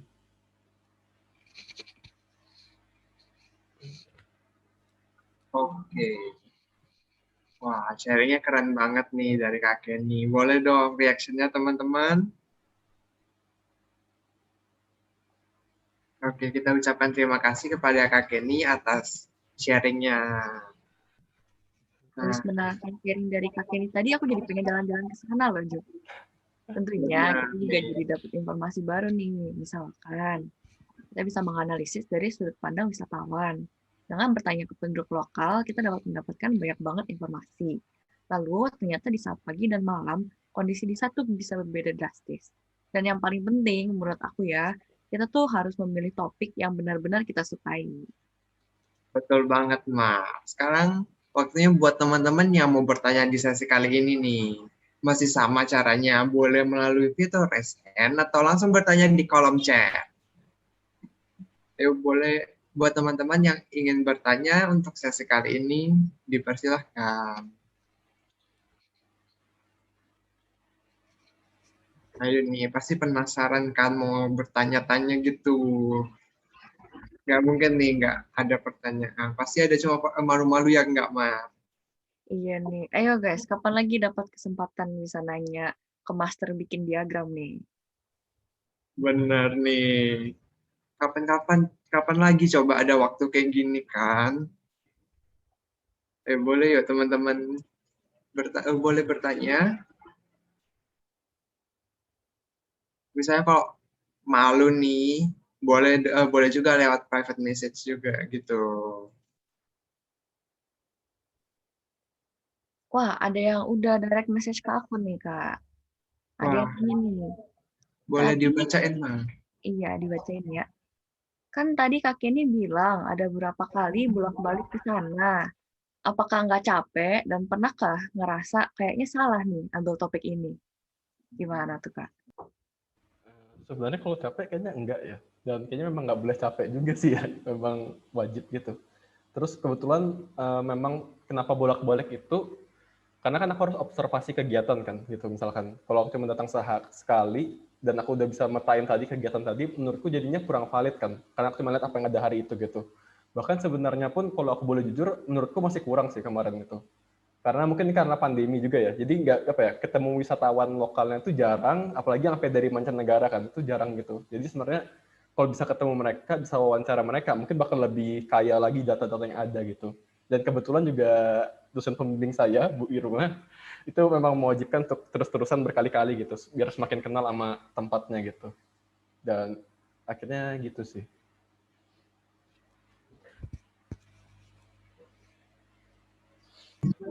Wah, udah kayak harus datangin temen ya, harus berkali-kali gitu.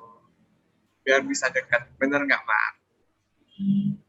Iya. Oh, udah ada pertanyaan lagi, Mas. Ini Jo, ada yang chat nih Kak. Kak, gimana tips and Patrick ngerjain seminar sama kerja praktik barengan. Kayaknya seminarnya jungkir balik gitu ya. Mungkin nih Fania sama Amanda juga bisa nambahin sih ya nanti. Sebenarnya kembali ya, sebenarnya mungkin kuncinya itu bagi waktu sih ya. Cuman, aku nggak tahu ya, apa aku punya waktu ya untuk share bentar ya? Mungkin. Bentar ya, kalau ada, sebenarnya memang bagi waktu kuncinya. Cuman, apa ya, menurutku perlu planning ya, ngatur waktu gitu. Cuman pada akhirnya memang suka nggak sesuai dengan ekspektasi gitu.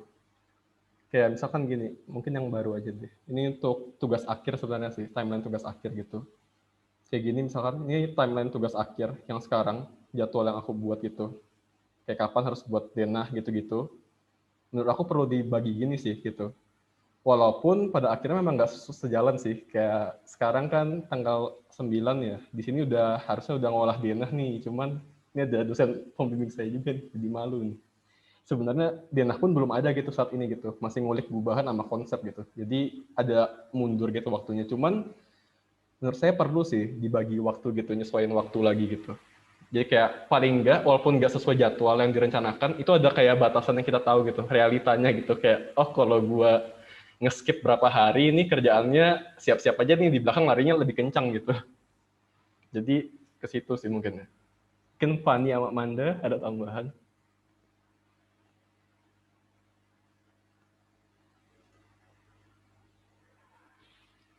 Boleh nih kalau ada tambahan Manda dari nih kakak. mungkin Manda. Atau Fani Amanda. kali Fani. Kebetulan kita berdua sempat itu ya, work from office ya, Van. Pasti itu. Iya, kebetulan kita work from office. Iya. Tapi work from home juga sibuk. Kalau emang kayak dikasih kerjaan, terus pasti lembur-lembur juga. Kalau aku sih, jadi kayak ada, ini nggak tahu sih pemahaman yang salah atau benar. Jadi kayak aku pernah nonton sesuatu gitu. Namanya kayak rules-nya tuh 20-80 gitu. Ada yang tahu nggak sih? Jadi kayak Pareto. keberhasilan lu yang 80% tuh diperoleh dari kerjaan lu yang sebenarnya 20%. Jadi kayak coba mana yang esensial yang perlu dikerjain, mana yang nggak esensial yang bisa nanti. Jadi kayak yang benar-benar harus dikerjain ya kayak coba disaring lagi kayak mana yang benar-benar penting gitu sih paling. Nah hasilnya nanti 80% dari kerja kalian yang kayak 20% gitu. Mungkin Gitu sih. Mungkin juga Man gimana Man? Kalau aku kemarin bagi waktunya sih stres banget sih, apalagi aku bener-bener Senin sampai Jumat tuh bener-bener masuk dan itu dari jam 8 pagi sampai jam 6 sore kan. Kayak abis itu dicecer sama pembimbing juga. Terus belum lagi UTS. Dah itu stres sih. Kan kayak tadi aku bilang sama Fani harus nyiapin mental. Mungkin ini sih nambahin juga. Kalian harus tahu prioritasnya ya mungkin ya. Kayak misalnya gini, magang itu menurutku lebih prioritas dari seminar kemarin. Karena berhubungan sama profesionalitas kan, kerja kan. Jadi kalau kalian istilahnya buruk, kinerjanya, apa ya, UMN-nya pun dicap buruk gitu kan, arsitektur UMN-nya gitu. Takutnya malah nggak ada mahasiswa magang lagi, mahasiswa UMN yang mau bisa magang di sana gitu. Takutnya udah buruk aja namanya. Jadi aku naruh magang di atas seminar kemarin gitu. Jadi kan magang kayak Manda bilang kan mungkin Senin sampai Jumat gitu misalkan. Jam 8 sampai jam 5 misalkan kerjanya kan. Ya udah seminar harus ngalah ya mungkin malamnya gitu atau enggak weekend gitu kan. Weekend ya mau nggak mau ada waktu yang dikorbankan gitu untuk ngerjain seminar gitu. Jadi kayak ada prioritas gitu sih, skala prioritasnya gitu. Ada yang harus diprioritaskan berarti untuk mencapai sesuatu. Oke, ada pertanyaan berikutnya nih, Kak. Mau bertanya apakah ada alasan memilih metode space syntax dibandingkan metode lain? Apa ada kemungkinan menggunakan metode penelitian yang lain? Terima kasih. Sebenarnya mungkin ada ya metode lain ya sebenarnya yang bisa dipakai juga untuk analisis pola kegiatan sama tatanan ruang tadi gitu. Cuman sebenarnya ketemu space syntax itu juga kebetulan sebenarnya sih. Jadi karena kata kuncinya itu kemarin pola kan, pas saya coba cari pola ruang, tatanan ruang, apa gitu, keluar tuh ternyata kalau saya gini, kalau tadi kan Fani bilang dari sumbernya tuh ntar ketemu gitu kan. Sebenarnya bener sih itu. Jadi misalkan gini, kalau aku kemarin tuh seringnya aku ngeriset nih, cari topik yang sama misalkan atau yang mirip-mirip gitu, ntar download aja tuh seminar-seminar orang, hasil riset orang kan. Nah kalian lihat sumber yang dia pakai apa aja gitu. Jadi kan ada pasti dia pakai punya daftar pustaka juga dong, setiap sumber-sumber orang itu kan. Nah kalian ntar bisa lihat tuh seminar-seminar yang sama punya orang, penelitian yang sama, itu ada beberapa sumber yang kayak, oh di sini muncul spes sintaks, di sini spes sintaks, ini spes sintaks gitu. Kayak kenapa ya ini semua yang pakai bahas pola ada spes sintaksnya gitu. Akhirnya dicari, saya coba baca spes sintaks itu, oh ternyata memang gunanya buat itu gitu. Terus pas dibawa ke dosen pembimbing pun di-approve gitu sama Bu Irma gitu, teori itu, apa metode itu gitu. Tapi mungkin ada juga sih opsi lain, metode lain gitu. Wah, menarik banget. Apakah ada teman-teman yang ingin bertanya lagi?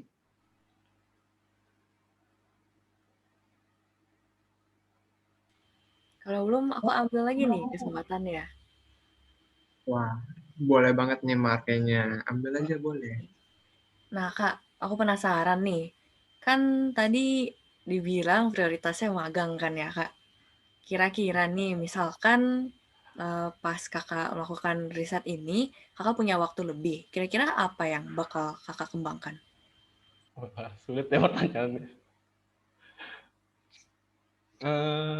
Sebenarnya kalau punya waktu lebih ya, pasti lebih banyak ke sana. Terus mungkin sebenarnya ya, kalau jujur, kayaknya masih bisa diolah lagi deh. Beberapa, apa ya, presentasinya itu kayak diagramnya sebenarnya masih bisa dikulik lebih banyak gitu. Karena sebenarnya banyak pengulangan kan, diagram yang dipakai itu banyak yang diulang-ulang gitu. Kayaknya mungkin bisa dibuat dengan beberapa yang berbeda lagi sih. Sama, ya tadi sih mungkin kunjungan lapangannya diperbanyak lagi sih, mungkin gitu. Harapannya bisanya, kalau ada waktu ya.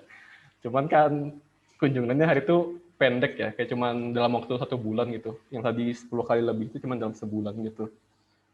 Jadi pendek sih sebenarnya gitu. Oke. Kalau gitu, terima kasih kepada semua teman-teman yang sudah bertanya. Terima kasih juga kepada kakak-kakak yang jawabannya ini bagus-bagus banget. Nah, seluruh sesi tadi tuh menarik banget ya. Kita jadi dapat banyak pengetahuan baru tentang berbagai metode riset nih. Kalau kamu dapat apa, Jo? Benar, Mak. Jadi, yang aku dapat itu, kalau metode itu bisa berupa bentuk hitungan atau teori ini tadi. Terus juga aku belajar kalau citra akses bangunan dan ruang sirkulasi itu berhubungan dengan faktor kenyamanan serta berpengaruh nih dalam keberlangsungannya. Kalau kamu nih gimana? Aku dapat komponen utama urban tourism yang ke tadi, seperti atraksi sampai ke community involvement. Ternyata jadi dari kejanggalan kita dapat analisis dan menjadi bahan untuk mendesain. Nah, jadi riset ini tuh penting banget sebagai bekal untuk nanti kita mendesainnya. Kita bisa menganalisis dari berbagai sudut pandang, bukan cuma dari arsitek atau pengelola, tapi juga bisa dari wisatawan. Nah, dari Surya tetap sih, menurut aku yang paling penting itu kita harus memilih topik sesuai dengan apa yang benar-benar kita sukai. Benar banget, Ma. Nah, semoga teman-teman di sini juga belajar banyak ilmu nih dari SR kali ini. Gak kerasa kita udah sampai penghujung acara nih, Jo. Ya, udahan dong, nggak ketemu kita lagi nih. Lah, kan mereka ikut SR bukan buat ketemu kita, Jo. Oh iya, kalau gitu kami ucapkan terima kasih kepada kakak-kakak yang sudah menyempatkan waktunya untuk sharing kali ini dan juga kepada teman-teman sekalian yang sudah menyempatkan untuk hadir di acara kali ini juga. Bener nih, kalian semua memang tidak biasa. Maksudnya luar biasa, Mar. Tahu aja, Jo. Oke, sebelum kita sudahi, dimohon untuk teman-teman mengisi form evaluasi yang akan dikirimkan melalui panitia di chat Zoom. Oke, sambil menunggu ada pesan sponsor nih. Wah, sponsor apa tuh, Jo? Jadi bakalan ada SR 7 nih. Kapan tuh, Jo, diselenggarainnya? Kamu tahu nggak kapan? Kok nanya aku, Jo? Kan kamu sponsornya. Oh iya. Itu SR 7 bakal diadain pada Rabu 14 April 2021 nih. Jadi ada pembicaranya itu Anton Siora itu prinsipal dari Siora Studio. Oh, Siura Studio yang di Singapura itu ya, Jo? Iya, benar banget. Wah, pasti keren banget nih. Apalagi dengar-dengar topiknya itu biophilic urbanism. Bener nih, Mar. Ini SARS ke-7 ini juga adalah kuliah umum loh. Di mana tuh, Jo, kita bisa tahu informasi tentang SR7? Kalau mau tahu informasinya, follow Instagram Himas biar tahu update infonya di @himas_UMN. Wah, boleh banget tuh di-follow. Follow ya guys, @himars_UMN. Oke, apakah teman-teman sudah selesai mengisi formnya? Kalau sudah, boleh yuk nyalain kameranya. Kita ada sesi foto bareng nih. Nah, bener yuk. Boleh yuk teman-teman nyalakan kameranya dan juga kepada Monica selaku panitia untuk memandu sesi cekrek-cekreknya nih. Wes, ayo kita cekrek-cekrek bersama. Ayo teman-teman, boleh yuk nyalain cam-nya dulu.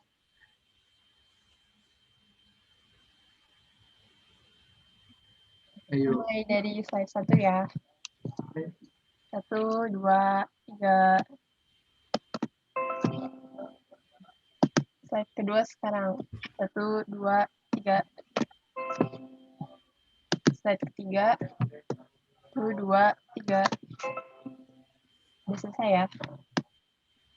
Oke, terima kasih kepada Monica selaku panitia cekrek-cekrek, maksudnya dokumentasi atas sesi fotonya tadi.